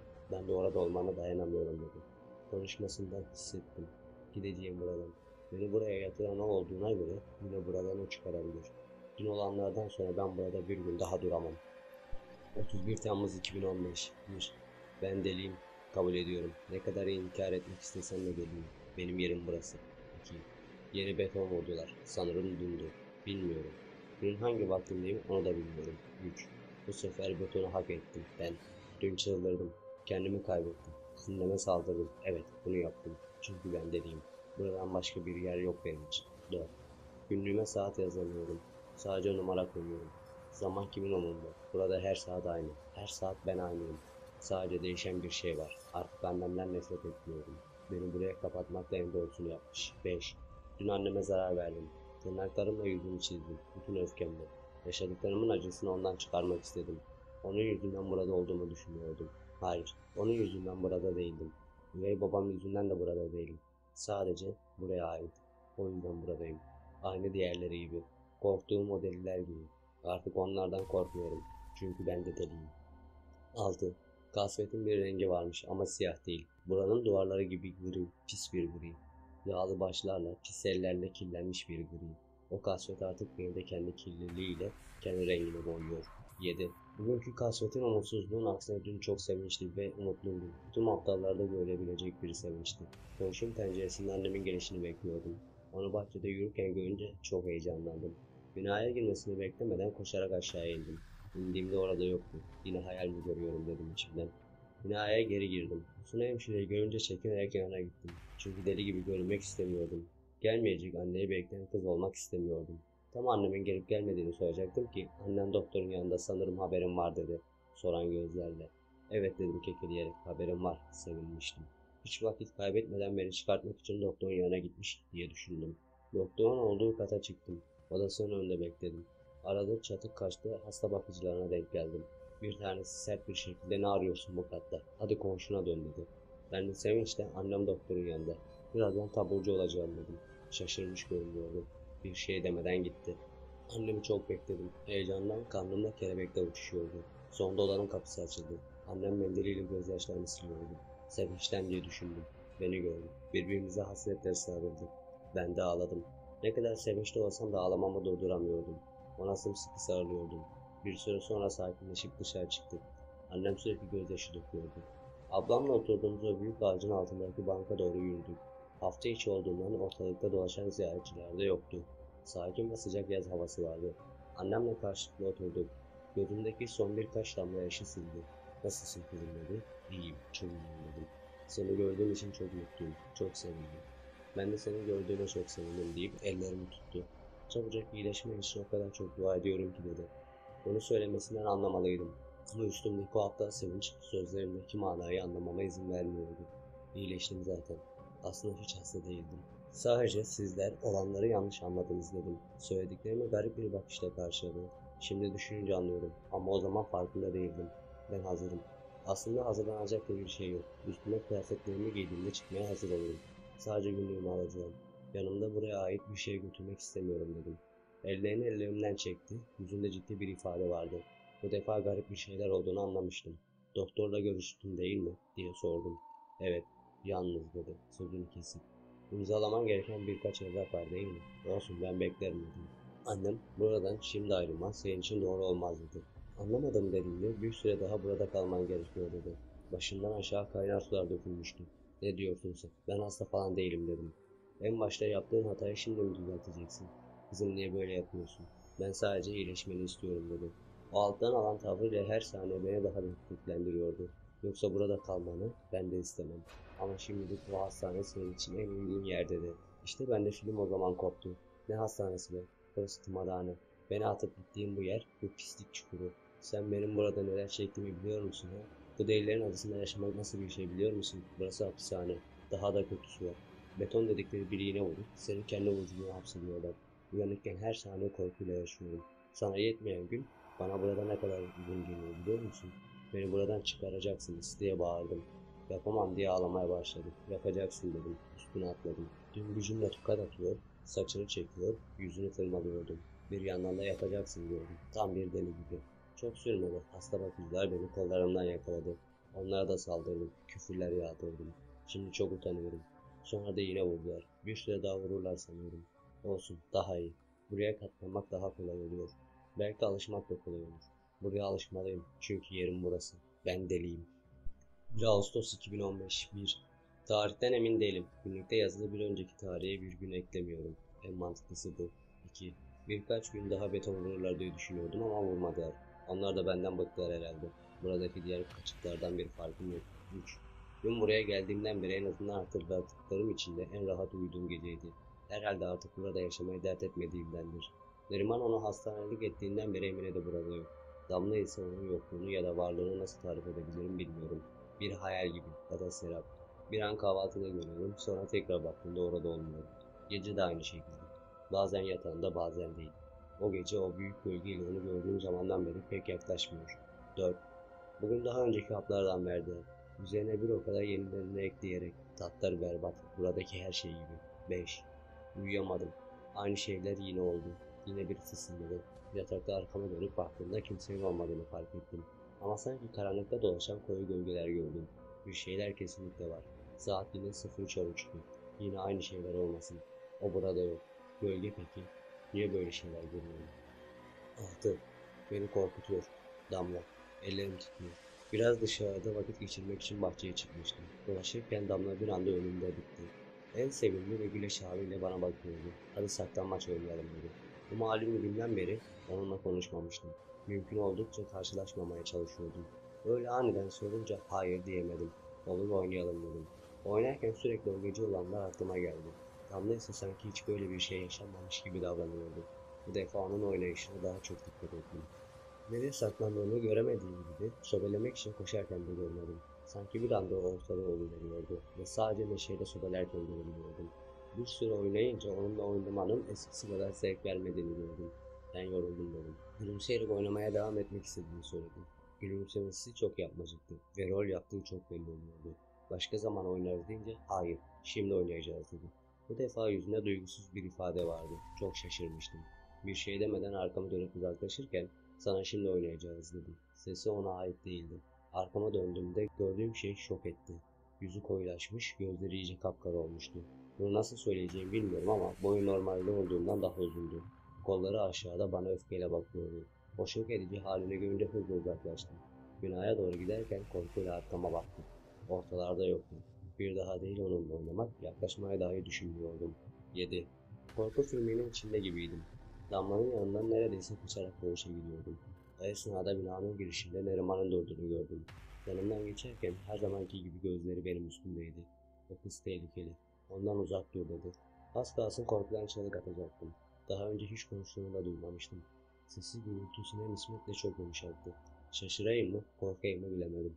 Bana o sözleri söylerken durmadım. Ama biraz uzaklaşınca arkamı dönüp ona baktığımda yüzünde ilk kez endişe gördüm. Nedense bu garip geldi. Durmayıp koğuşa doğru hızla yürüdüm. Yatağıma geçip oturdum. Şimdi de günlüğümü yazıyorum. Başka yapacak bir şeyim yok. 8. Bugün gariplikler bitmiyor. Ben koğuşa gittikten sonra birkaç dakika sonra Neriman içeri girdi. Göz göze gelmemeye çalıştım. Elimde günlüğüm vardı. Okuyor gibi yaptım. Göz ucuyla ona bakarken yatağının yanına gidip yatağın altından bir şey aldığını gördüm. O bana dönmeden gözlerimi kaçırdım. Birden günlüğümün üstüne bir fotoğraf atıldı. Başımı kaldırdığımda Neriman'ı gördüm. Hiç bana bu kadar yaklaşmamıştı, korkmuştum. Biraz geri çekildim. Bir şey demeden günlüğün üstünde duran fotoğrafı işaret etti. Gözlerimi Neriman'dan alıp fotoğrafa baktım. Sağ alt köşesi bir parça yanmış. Eski siyah bir fotoğraftı. O fotoğraflarda annelerinin olduğu tahmin ettiğim 40 yaşlarında güzel bir kadın ve ilk kız çocuğu vardı. Küçük olanı 10 yaşlarında sevimli bir kızdı. Sonundaki kıza baktığımda afalladım. Fotoğrafı daha da yakınlaştırıp baktım. Bu imkansız diye fısıldadım. İnanamadım. Hala da inanamıyorum. Başımı kaldırıp Neriman'a baktım. Gözlerinden yaşlar süzülüyordu. Tekrar fotoğrafa baktım. Kesinlikle fotoğraftaki genç kız bana benziyordu. Benzemekten de fazlasıydı. Sanki ne zaman çekildiğini unuttuğum bir fotoğrafa bakıyordum. Ben şaşkınlıkla fotoğrafa bakarken sana zarar vermeye niyetim yok asla. Böyle bir şeyi nasıl düşünebilirim dedim. Yanıma yatağın üstüne oturdu. Elindeki fotoğrafı alıp gülümseyerek bana bakarken yanık yüzündeki garip çukurlarda biriken gözyaşlarını siliyordu. Sen buraya geldiğinde nasıl şaşırdım anlatamam. Sanki kendi kızını görmüş gibi oldum dedi. Beni gördüğü ilk gün bahçenin bir köşesinde saatlerce ağlamış. Sana beton vurduklarından hiçbir şeyin farkında değildim dedi bana. Bakmadım. Bana benimle ilgili anlattılar. Suna ablanın anlattıkları aklıma geldi. Tam karşımda duran bu kadına çocuklarını vahşice öldürdüğünü söylediklerini nasıl anlatabilirim diye düşünürken soruya kendisi cevap verdi. Benim onlara yaktığımı söylüyorlar değil mi? Yaşamayı hak etmediğimi. Verecek bir cevabım yoktu. Zaten bir cevap beklemiyordum. Sonra da anlatmaya başladı. Onlar benim her şeyimdi. Mutluluk kaynağım, ışığım, sevincim. Onlara nasıl kıyardım dedi. Ağlamaya başladı. Bunu bu halde göreceğim hiç aklıma gelmezdi. Elleriyle ağzını kapatıp uçuklayarak ağlıyordu. Koğuşta ikimizden başka kimse yoktu. Kendine gelmeye çalışıyordu. Fotoğrafı elimden bırakıp benim ellerimi tuttu. Refleks olarak elimi kurtarmak ister gibi çektim ama bırakmadı. Sonra böyle yaptığıma utandım. Çünkü yüzünde şefkat dolu bir ifade vardı. Kocam çalışmayan, sürekli içki içen, bana ve çocuklara kötü davranan birisiydi. Hem temizliğe giderdim, hem eve gelip ev işini yapardım. Bu ıssız zorluklarla kazandığım parayı alıp sürekli arkadaşlarıyla içmeye giderdi. İtiraz ettiğim zaman beni döverdi. Bazen çocuklar da. Eve hep sarhoş gelirdi. O haliyle ne yapacağı belli olmadığından çocuklar çok korkardı. Kendimi çok çaresiz hissediyordum. O çaresizlikle çok aptalca bir şey yapmamaya karar verdim. Bir gün yine elimden parayı alıp içmeye gittiğimde planımı yaptım. Onu öldürecektim. Bana ve çocuklarıma çektirdikleri yeterdi. Odunluktan aldığım baltayı yatağın altına sakladım. Çocukları yatırdıktan sonra beklemeye başladım. Planımı uygulamaktan vazgeçiyordum. Bir diğerinde başka çarem olmadığını düşünüyordum. Gitmek bilmeyen saatler sonrasında sarhoş bir şekilde eve geldi. Daha girer girmez bana küfretmeye başladı. Sonra da salondaki koltuğa oturdu. Yatak odasına gittim, baltayı alıp arkama sakladım. Bana yan tarafı dönüktü. Bir sigara yakmış içiyordu. Faturayı ödeyemediğimizden evde elektrikler yoktu. Yalnızca zayıfça yanan bir gaz lambası vardı. Ona yaklaştığımı fark etmedi. Kan görmeye dayanamayacağımı bildiğimden baltanın ilk tarafını çevirip başına sertçe vurmaya başladım. Ama herhalde korkaklığımdan ya da beceriksizliğimden olacak başımın kenarına vurdum. Başına tutarak kalktı. Çok şaşkın ve korkmuş görünüyordu. Elimdeki baltaya bakıyordu. Ayağa kalkmıştı ama başının döndüğü belli oluyordu. Tökezlerken sehpaya tutunmaya çalıştı ama sehpanın üzerinde duran gaz lambasının üzerine devrilmesiyle yerdeki kilimle birlikte alev aldı. Çığlık atıyor, sağa sola yalpalıyordu. Ben elimde baltayla dehşet içerisinde ona bakıyordum.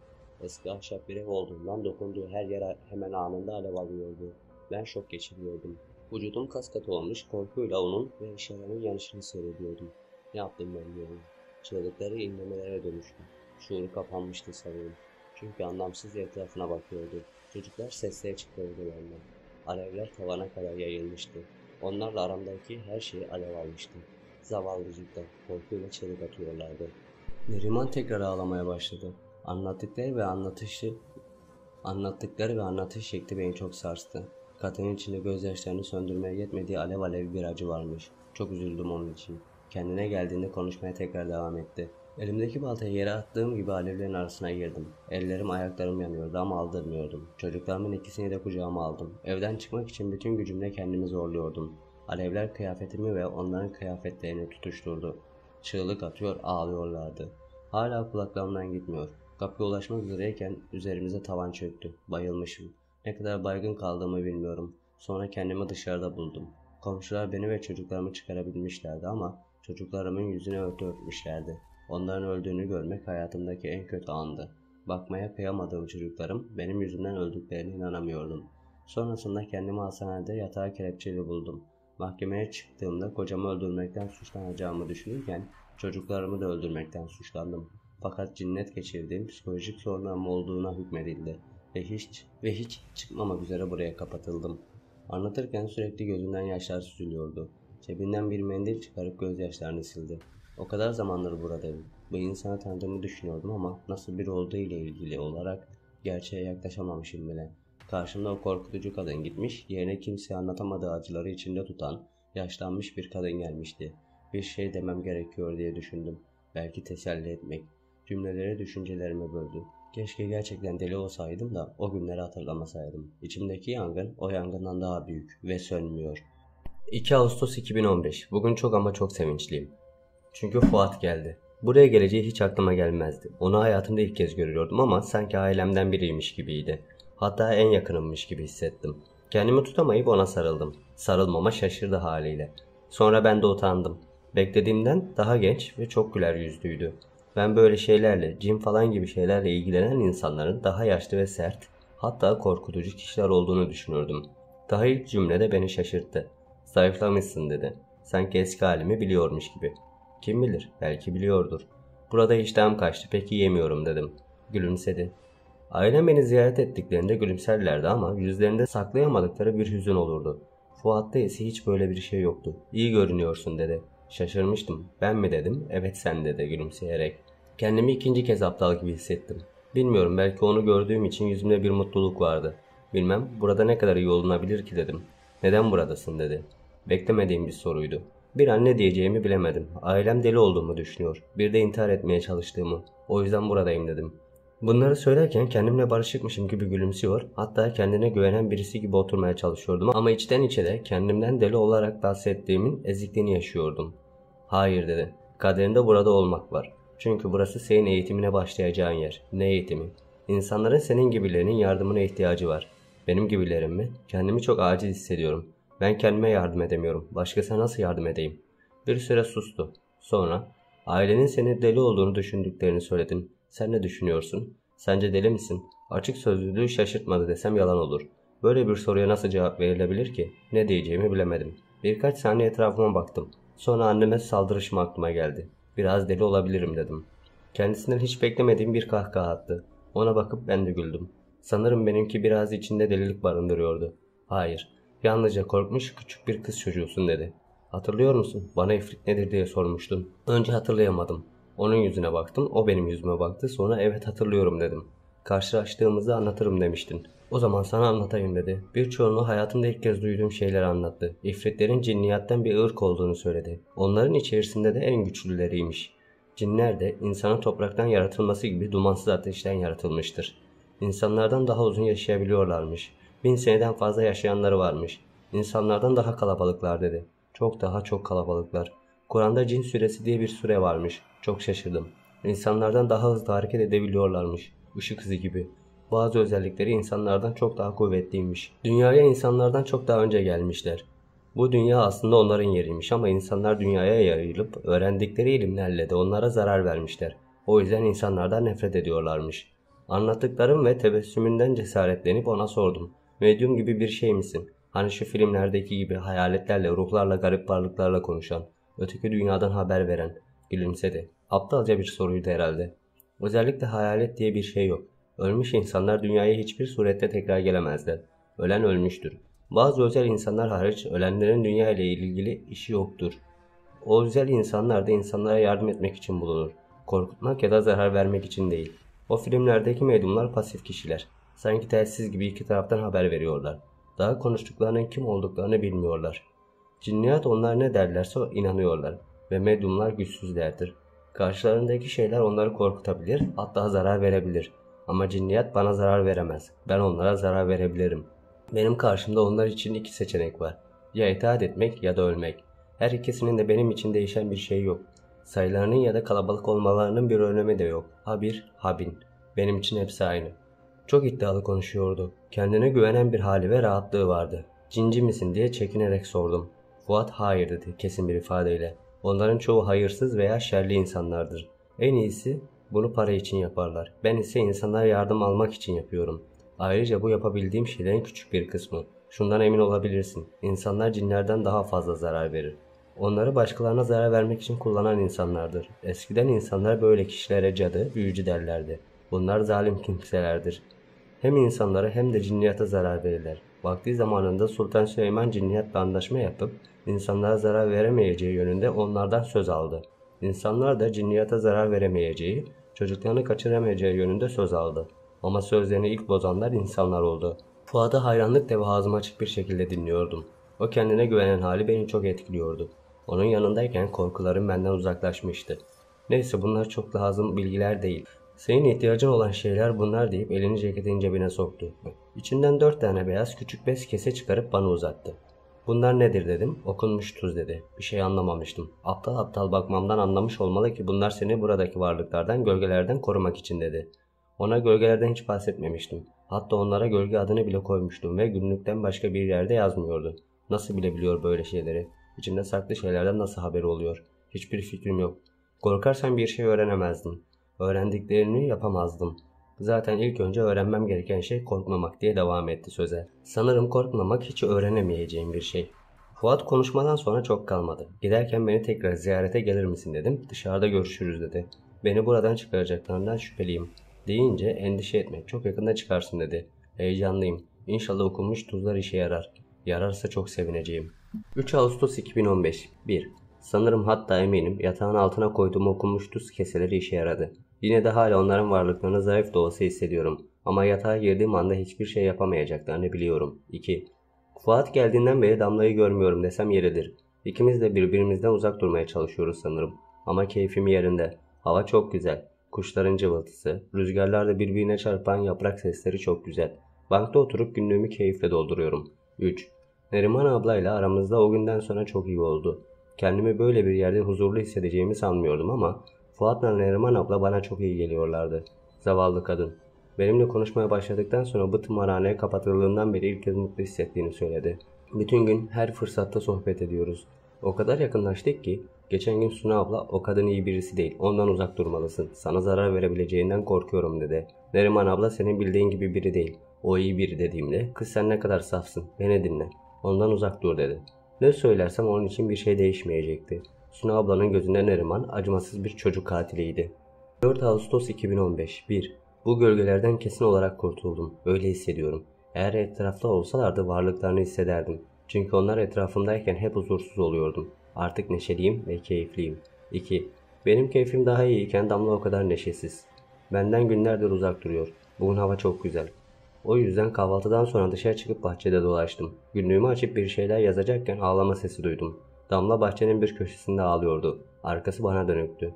Yanına gidip gitmemekte tereddüt ederken Suna hemşireyi Damla'nın yanında gördüm. "Ne oldu kızım, neden ağlıyorsun?" diye sordu. Damla ağlamalarının arasında "Babamı özledim. Kaç gündür gelmedi." dedi. Suna ablanın bir anda yüzünün düştüğünü gördüm. Derin bir nefes aldı, sonra da "Belki işi çıkmıştır." dedi. Duyduklarıma üzüleyim mi bilemedim ama şaşırdım. Çünkü daha önce hiç ziyaretçisi olduğunu görmemiştim. Bunları düşünürken benim orada olduğumu biliyormuş gibi aniden arkasına dönüp kötü kötü bana baktı. Sonra koşarak bahçenin başka bir yerine gitti. Şaşkınlıkla Suna ablaya baktım. Bayağı üzgün görünüyordu. Kafamı çevirdiğimde az ötede Neriman ablanın da onları seyrettiğini gördüm. Onun yanına doğru gittim. Merhaba demek için ağzımı açmıştım ki göründüğü kadar masum değil dedi. Kim? Damla mı? Evet. Üvey annesinin onu buraya gönderdiğini söylüyor herkese. Öyle değil mi? Tam olarak değil dedi. İyice garip gelmeye başlamıştı Neriman ablanın anlattıkları. Ama daha sonra anlattıkları ise korkunçtu. O kız buraya ilk geldiğinde bana da ağlayarak üvey annesinin onu buraya gönderdiğini söylüyordu. Ben de küçük bir çocuk olduğundan acıyarak onunla ilgilenmeye başlamıştım. Başta aramız iyiydi, oyun oynuyorduk, sadece saklanmaç tabii. Bir süre sonra da bana gerçeği anlattı. Hangi gerçeği diye sordum. Babasının ölümünden küçük kardeşinin sorumlu olduğunu söyledi. 2 yaşında bir çocuğun. Bir dakika, babası ölmüş mü dedim. Afallamıştım. Az önce Damla babam kaç gündür gelmiyor dememiş miydi diye içimden geçirdim. Dur daha şaşırtıcı kısmına gelmedim dedi. Neriman abla anlattıkça Damla ile ilgili resim kafamda netleşmeye başladı ama hoş bir resim değildi. Babası ölünce üvey annesinin onu hiç sevmediğini, sadece küçük kardeşini sevdiğini anlatmıştı. Sonra da babasının bir gün geri geldiğini ve kardeşini öldürmesi gerektiğini söylemiş. O da üvey annesi evi süpürürken kardeşini banyoya götürüp burada durakladı. Banyoda su dolu kovada boğulmuş. İşte bunu duyunca şok olmuştum. Aman Allah'ım dedim. Neriman abla, ondan uzak dur. O Tekin değil dedi. Burada kimse Tekin değil. Herkes bir diğerinden uzak durmamı söylüyor. Hala kendime gelmeye çalışıyorum. Burada garip bir hayatım var. Çok garip. 10 Ağustos 2015. 1. Yorgunum ve de moralsiz. 2. Birkaç gündür yazamamıştım. Çünkü yine hücreye kapattılar beni. Ama bu sefer suçsuzdum. 3. En son yazdığım tarihe bakılırsa 6 gün önce delik dedikleri hücreye kapatılmışım. O korkunç kız yüzünden. 4. Dün çıktım delikten. Bir şeyler yazacak kadar aklım başımda değildi. Hala da değil zaten. 5. Hangi birini yazacağım? Başta günlüğümü de bulamadım zaten. Hep yatakta süngerlerin arasına saklardım. Az önce başka bir yatağın altında günlüğümü ve yırtık sayfaları buldum. En son 10 sayfa ve sadece Damla ile ilgili yazılı sayfalar. Sayfaları kimin koparttığını tahmin etmek zor değil. 6. Çok sinirliyim. 7. Parça parça şeyler hatırlıyorum o geceyle ilgili. En net hatırladığım şey Damla'nın korkunç görüntüsü ve sesi. 8. O şeyler. Onları istemiyorum diyen bir sesle uyanmıştım o gece. Damla karanlıkta yatağımın ayak ucunda biraz gerideydi. Ayakta öylece duruyordu. Uyku sersemliğinden ne olduğunu anlayamıyordum. Karanlıkta yüzü gözükmüyordu. Bir süre daha sessizce durdu. Ne oldu dedim. Ne olduğunu biliyorsun dedi. Yatağının altındaki şeyler. Beni rahatsız ediyor. İyice şaşırdım. Ne dediğini anlayamıyorum. Yatağımın altında bir şey yok dediğimde yalancı diye bağırdı. Deyler uyanmaya başladı. Homurtuları, çığlıkları ortamı iyice kaotik ve korkutucu hale getiriyordu. Onları oradan çıkar yoksa derken Damla yerden yükselmeye başladı. Karanlıkta olsa vücudundaki değişimleri fark edebiliyordum. En çok da gözlerini. Gözleri parlak bir turuncuya dönüştü. Artık sesi yetişkin bir erkek gibi çıkıyordu. Seni parçalarına ayırırım dedi. Sonra sanki zorlanıyormuş gibi ses çıkarmaya başladı. Yatağım sarsıldı ve havaya kalktı. Korktu ödüm patlıyordu. Aşağıya baktığımda o küçük gölgelerin yerde yatağın etrafında toplandıklarını gördüm. Uğultuları yükselmeye başladı. Tekrar Damlaya baktım. Etrafa dalga dalga kötülükler yayıyordu. Uzak dur benden dedim.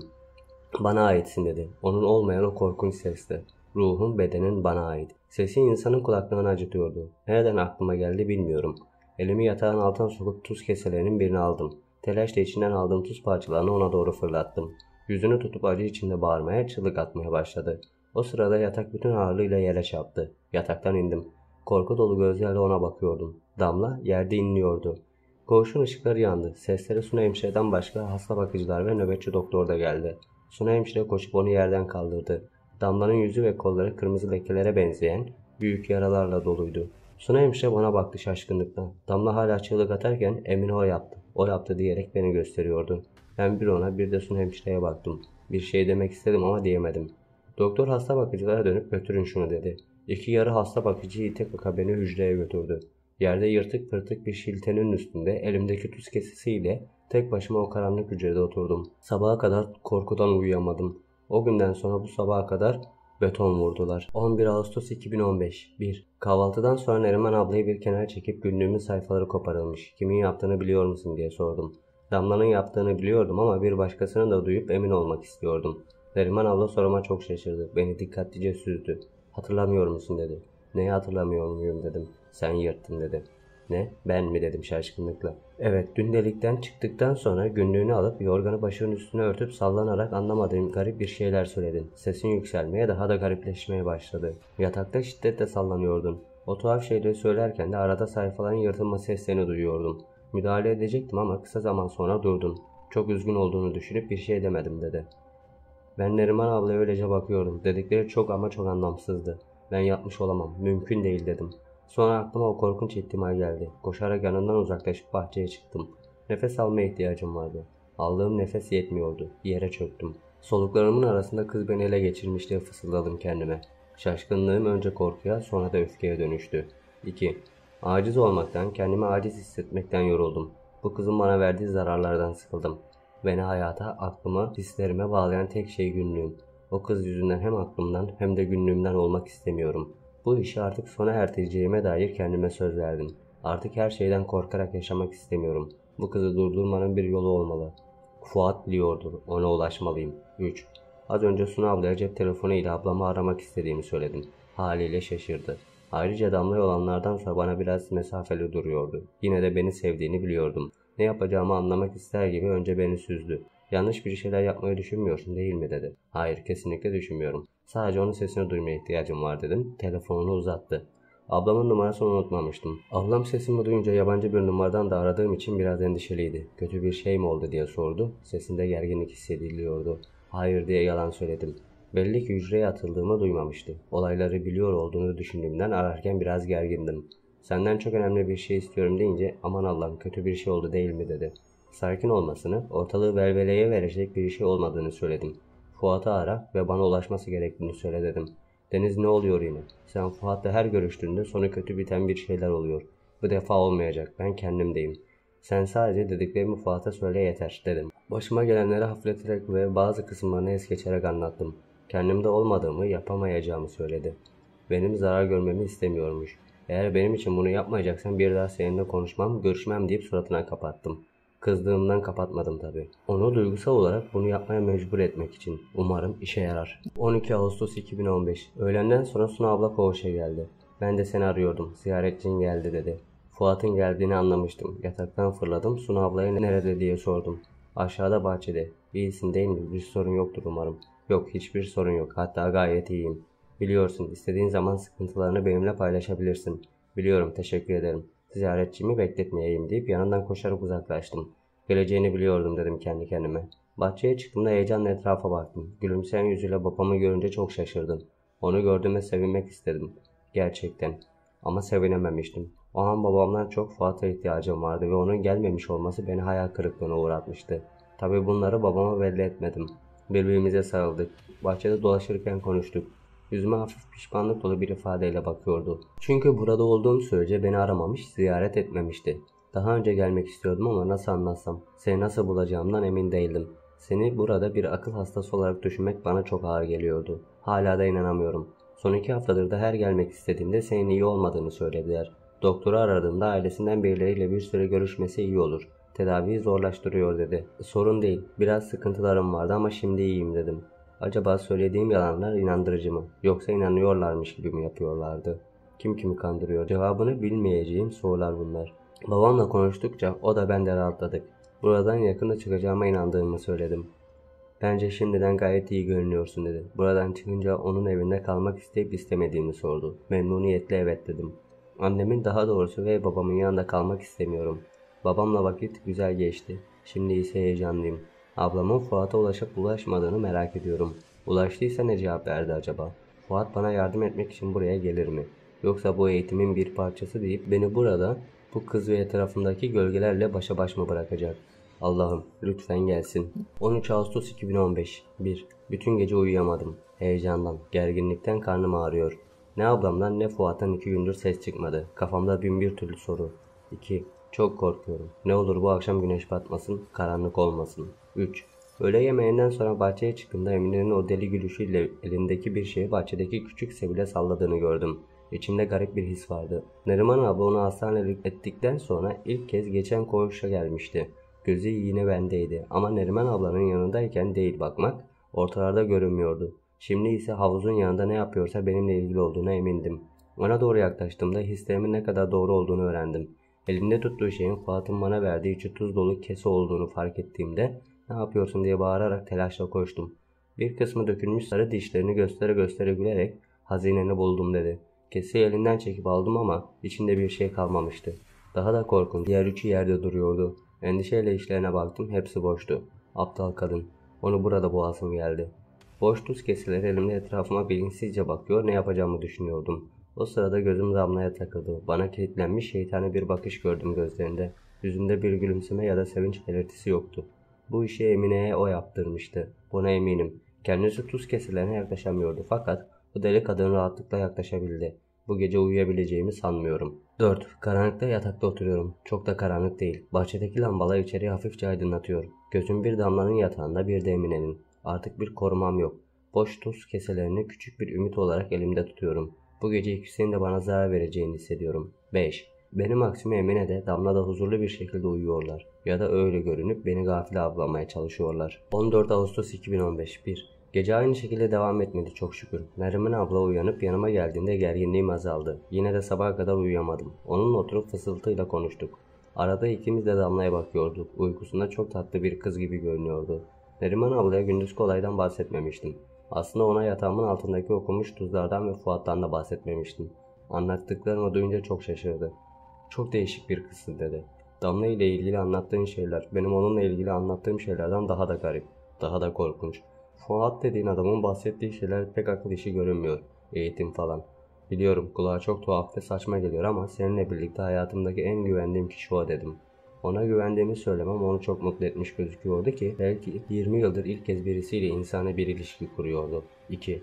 Fuat'tan haber bekliyorum. Daha doğrusu buraya gelmesini. Hadi artık burada bir eğitim mi? Beklemekten, heyecandan, korkudan karnıma ağrılar girmesinin bana ne faydası olacak? 3. Hemşire ablamı ziyarete geldiğini söylediğinde şaşırdım. Ben Fuat'ı beklerken Banu geldi. Lütfen kötü bir haber olmasın. 4. Ablamı görmek için aşağı indiğimde önceki gelişinden farklı olarak üstünde bir gerginlik vardı. Sarılması bile garipti. Bahçeye çıktık. Ara ara etrafına bakıyordu. Deniz beni neden böyle işlere bulaştırıyorsun dedi. Korkudan şurada bayılacağım. Korkusunu, tedirginliğini görmezden gelerek Fuat'la konuştum mu dedim.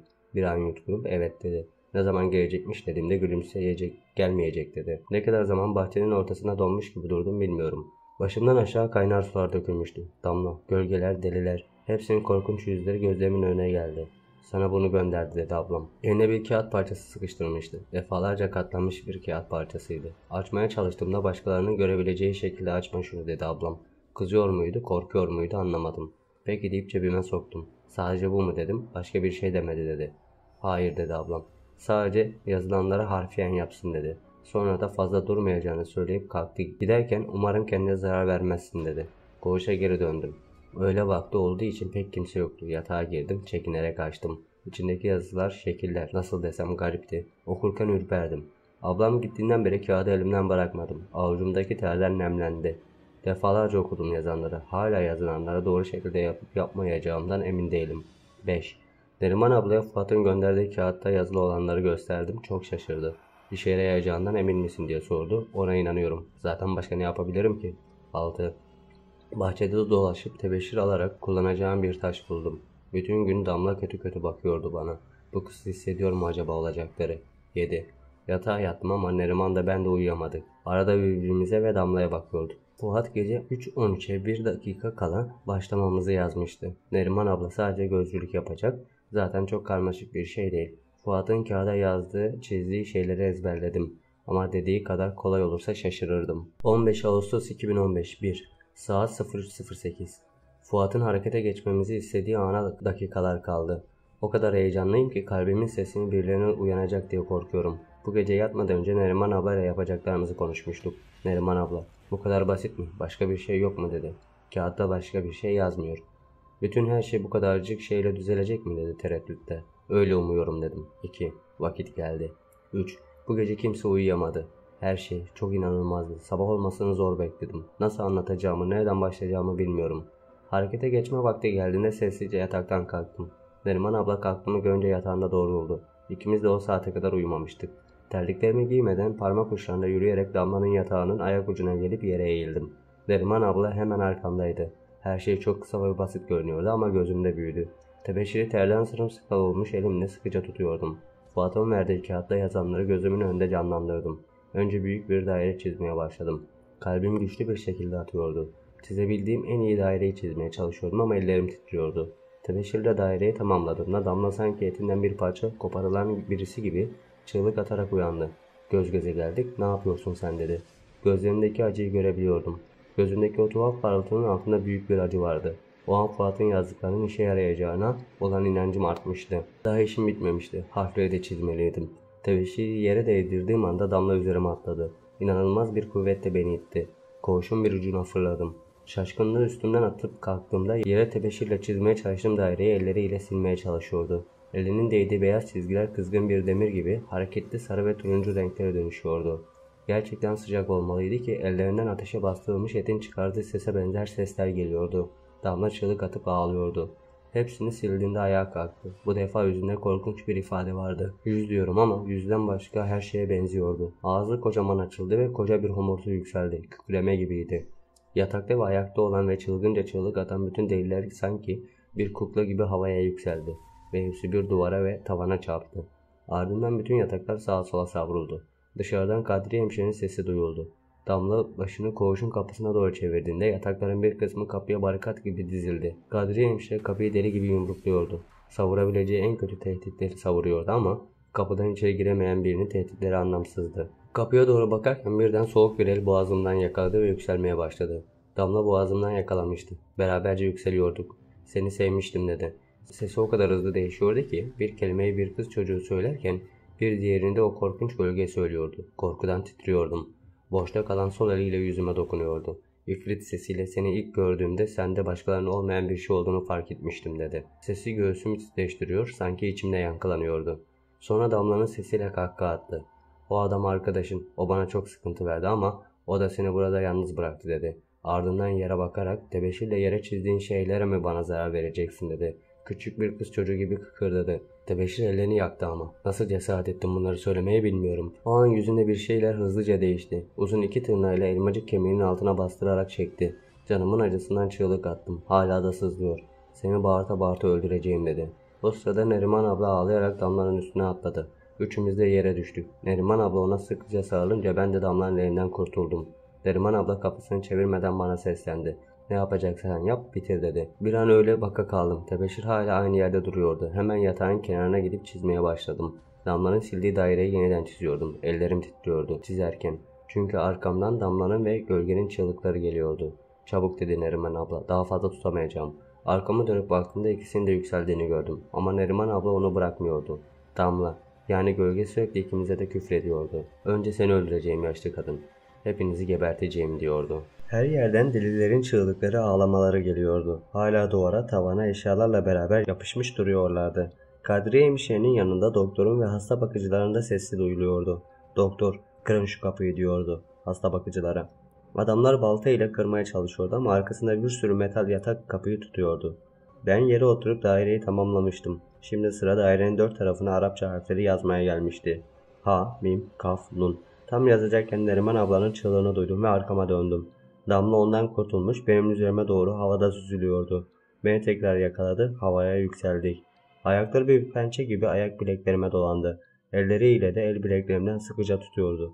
Birden hepsini iki tarafa çevirmeye başladı. Kollarımı ve bacaklarımı vücudumdan koparmaya çalışıyordu. Ne kadar dirensem de gücüm yetmedi. Acıdan çığlık atmaya başladım. Böyle bağıra bağıra öleceksin dedi. Acıdan gözlerim kapanmıştı, bayılmak üzereydim. Artık işim bitti diye düşünürken Neriman ablanın hayat dolu sesini duydum. Bu defa sevdiklerimi kaybetmeyeceğim diyordu. Gözümü açtığımda Neriman abla havada olmamıza rağmen Damla'yı yakalamıştı. Hem de ağzından, elleriyle ağzını ikiye ayıracak gibi çekiyordu. Bu kez çığlık atma sırası Damla'daydı. Üçümüz yere düştük. Damla beni bırakıp ellerimi boğazına götürdü. Arkasından Neriman abla bütün gücüyle ağzını koparacak gibi tutuyordu. Ama Damla çok güçlüydü. İnleyerek Neriman ablanın ellerini tutup ağzını iki yanından kurtardı ve ona doğru döndü. Zavallı yaşlı kadının kolunu aniden çevirdi ve kırdı. Neriman ablanın çığlığı koğuşta yankılandı. Yerde acı içinde kolunu tutarak kıvranıyordu. Kırılma sesi hala kulaklarımdan gitmiyordu. Elimdeki tebeşirle dairenin başına döndüm. Yönüm Damla'ya dönüktü ve tekrar üzerime çılgın gibi atladığını gördüm. Artık yapacağım tek bir şey kalmıştı. Beni yakalayacağı sırada daireyi ve harfleri ikiye ayıran çizgiyi çektim. Bir anda duvara çarpmış gibi oldu. Sadece 10 santim ötedeydi. Yüzündeki şaşkınlık inanılmazdı. Bana öylece bakarken aniden havaya yükseldi. Kolları, bacakları, her yeri zangır zangır titriyordu. Titremesi gitgide artmaya, şiddetlenmeye başladı. O an onu gördüm, gölgeyi. Damlanın çalıkları arasında sırt kısmından sanki bir kabuktan çıkar gibi ayrılıyordu. Kapıyı daha çok kişi yumrukluyor, baltalar kapıda delikler açıyordu. Deliler bağırıyorlardı. Damla çığlık atıyordu. Ben de korku içerisinde ne olacağına bakıyordum. Gölge içinden çıktıkça bedeni görünüyordu. Daha önce gördüğüm koyu siyah şeye benzemiyordu. Sanki yanıyor gibi sarı turuncu renkler dolanıyordu bedeninde. Tamamen çıktığında önce tiz bir ses çıktı. Ardından bir homurtuyla pencereye yöneldi. Kapı pencerenin camını patlatarak koğuştan çıktı. Çıkması ile beraber sanki bir vakuma kapılmış gibi bütün yataklar pencerenin olduğu yere toplandı. Deriler tavanda ve duvarlardan düştü. Kapı açıldı ve Kadriye hemşire, doktor ve hasta bakıcılar koğuşa doluştular. Damla yerde yatıyor inliyordu. Başını kaldırıp bana baktı. Gözlerinde artık sadece korku görülüyordu. Küçük bir kız çocuğunun korkusu. Deliler hala çığlık atıyor, anlamsız şeyler söylüyorlardı.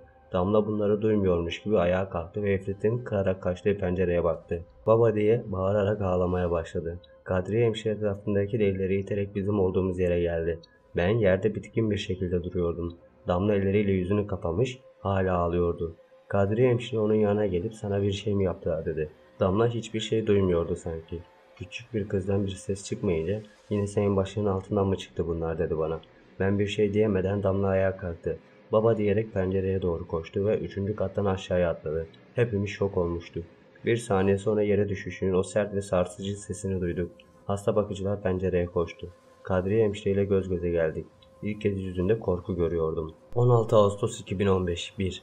Dünden beri hastane polis kaynıyor.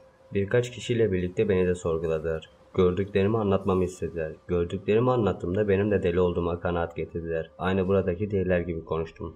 Tabi ciddiye almadılar. Sonra da polisleri başhekimle konuşurlarken duydum. Etraflarındaki herkesin deli olduklarını düşündükleri için çok rahat konuşuyorlardı.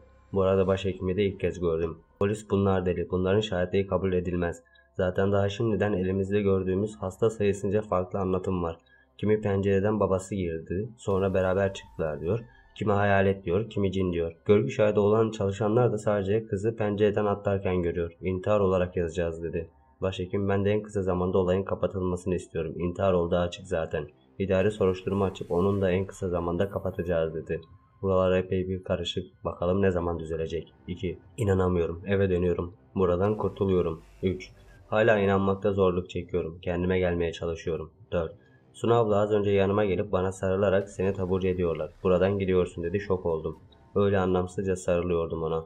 Gerçekten mi? Nasıl olur dedim. Damla'nın ölümü yani intiharı burayı bayağı karıştırdı. İntiharından önce de seninle kavga ettiğini görmüşler. Başhekim de olayı kapatmak için seni buradan göndermeye karar vermiş. Senin iyileştiğini söyleyip işlemleri başlattı. Artık özgürsün. Bu gece buradaki son gecen. Sevinçten ona tekrar sarıldım. Sonra yatağa oturdum. Ellerimi yüzümü kapattım, ağladım. Çok ağladım. Çok sevindim. 5. Suna ablanın telefonundan ablamı aradım. Yarın hastaneden çıkacağımı söylediğimde önce inanmadı. Nasıl olduğunu sordu. Olanları anlatamazdım. Çünkü yine delirdiğimi düşünürdü. Telefonu Suna ablaya verdim. O anlattı. Tekrar aldığımda çok sevinçliydi. Annemi arıyorum hemen. Seni gelip alsın dedi. Hayır, anneme söyleme dedim. Neden diye sordu. Zavallı çok şaşırmıştı. Annemle son görüşmemiz iyi geçmemişti. Belki duymuştursun dedim. Evet dedi. Sesi çok üzgün geliyordu. Ayrıca üvey babamı da görmek istemiyorum. Yaşadığım bunca şeyden sonra onların yanında kalamam. En azından bir süre babamla kalmak istiyorum. Babamı ararsan sevinirim dedim. Tabii haklısın dedi. Babamı hemen arıyorum. Çok sevindim tatlım. Yarın akşam iş çıkışında babamlarda görüşürüz. Keyifliyim günlük. Hem de çok. 17 Ağustos 2015 1. Artık buradaki son günüm. Eşyalarımı topladım. Çok yok zaten. Burada geldiğimden beri ilk kez hastane kıyafeti olmayan bir kıyafet giyiyorum. Başta garip geldi bu kıyafetleri giymek ama şimdi mutluyum. Kendimi insan gibi hissediyorum.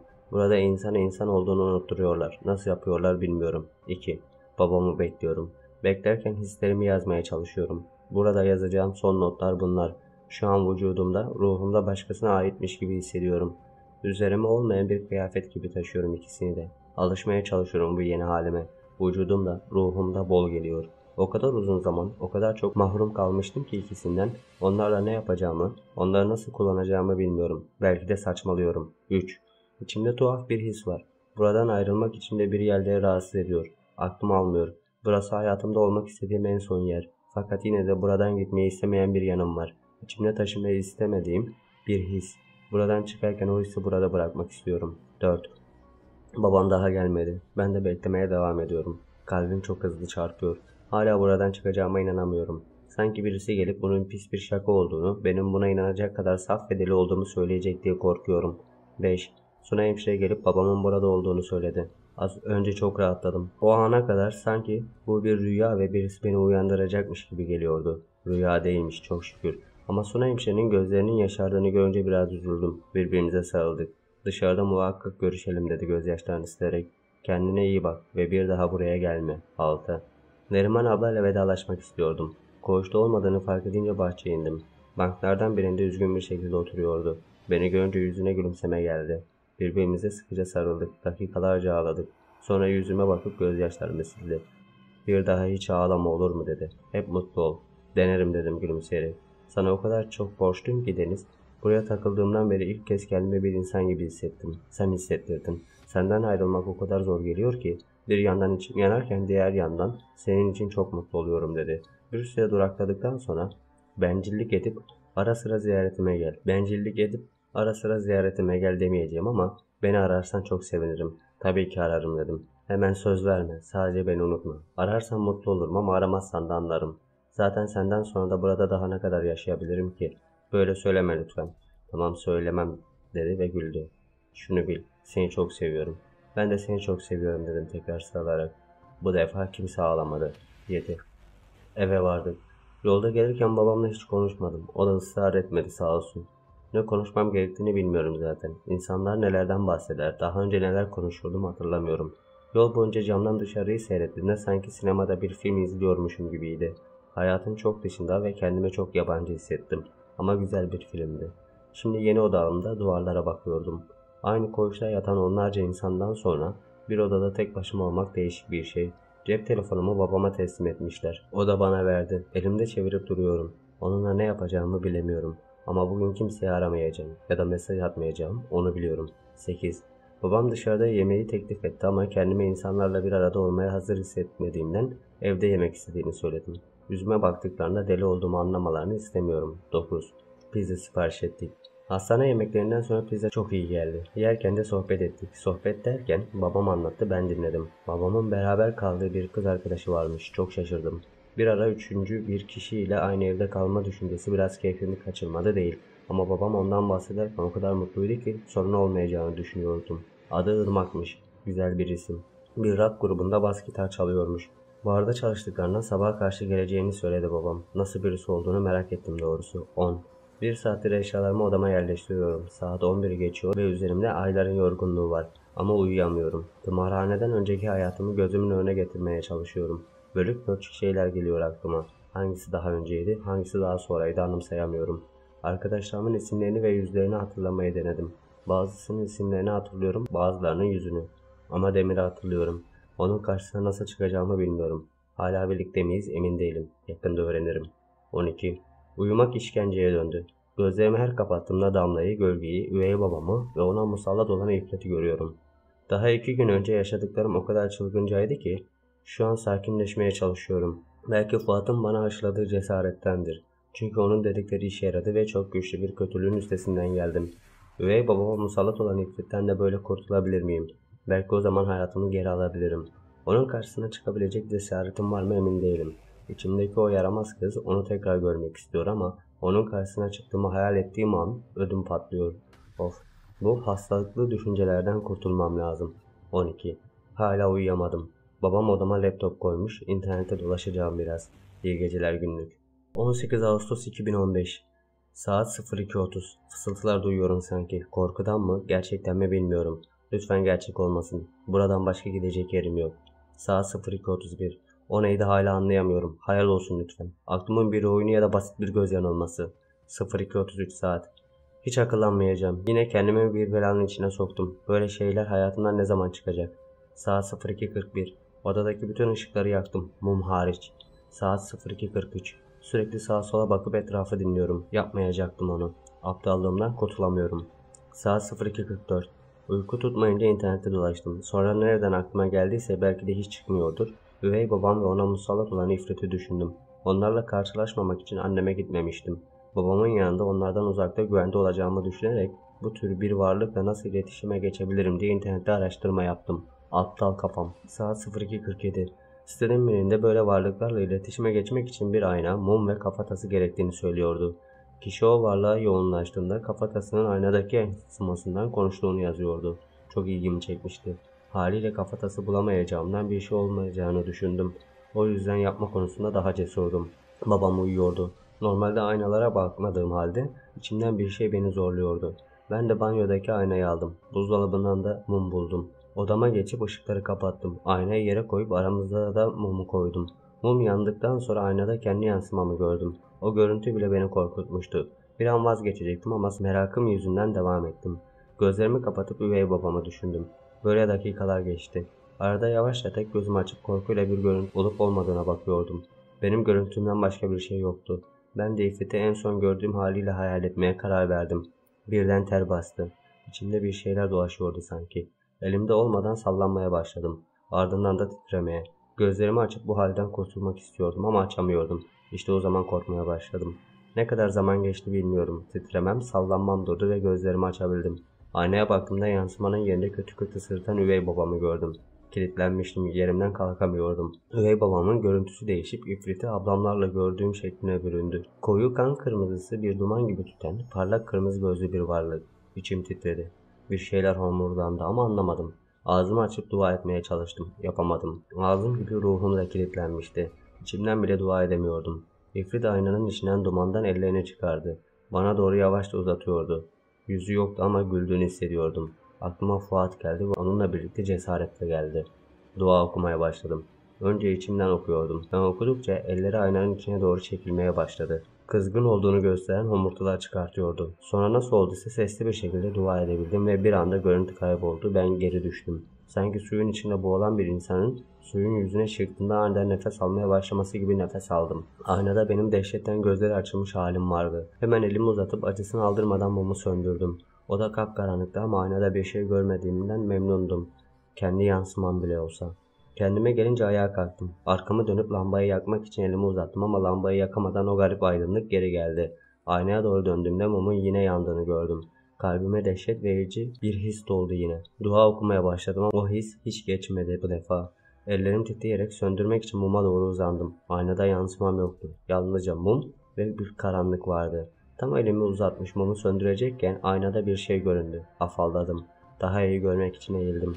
Mumun arkasında sarı saçları iki yandan ayrılmış, kocaman mavi gözlü olan bir oyuncak bebek oturuyordu.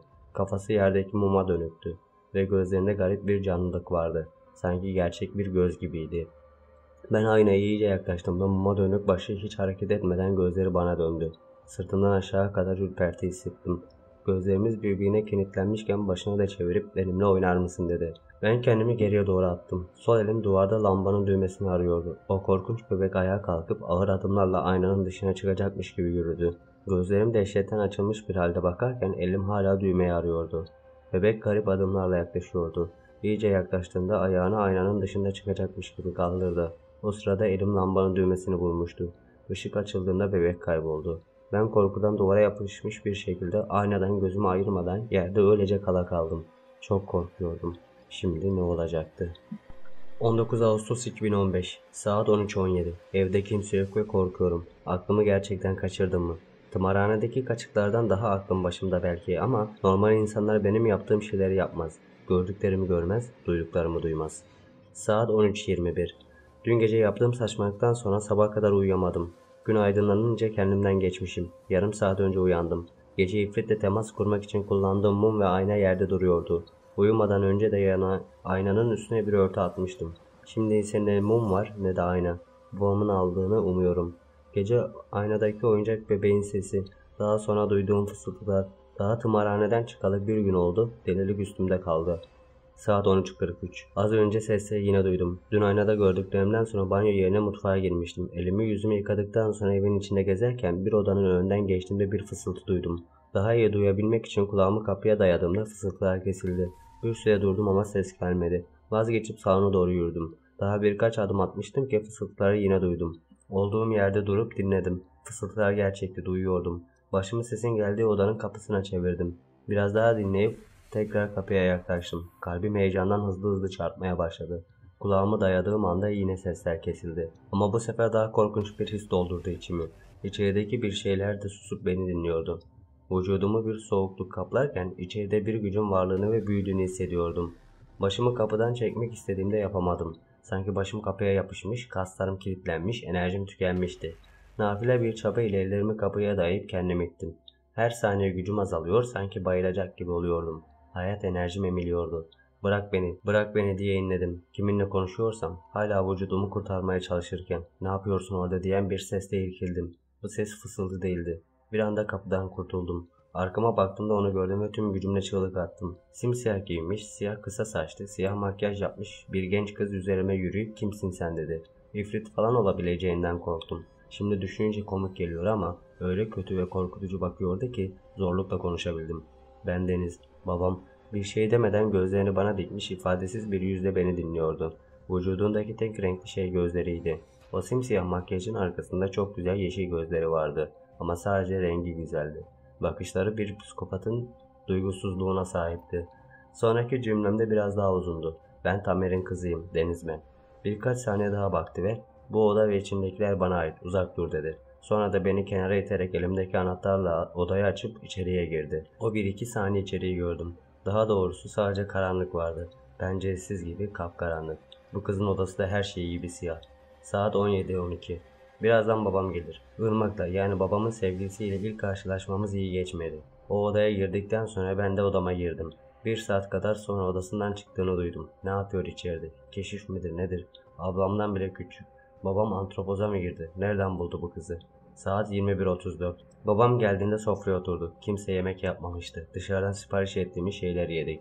Babam Irmak'la aramızdaki soğukluğu fark etti mi bilmiyorum ama akşam boyunca aramızı düzeltmek ister gibi ikimize de neşeli şeyler söylüyordu.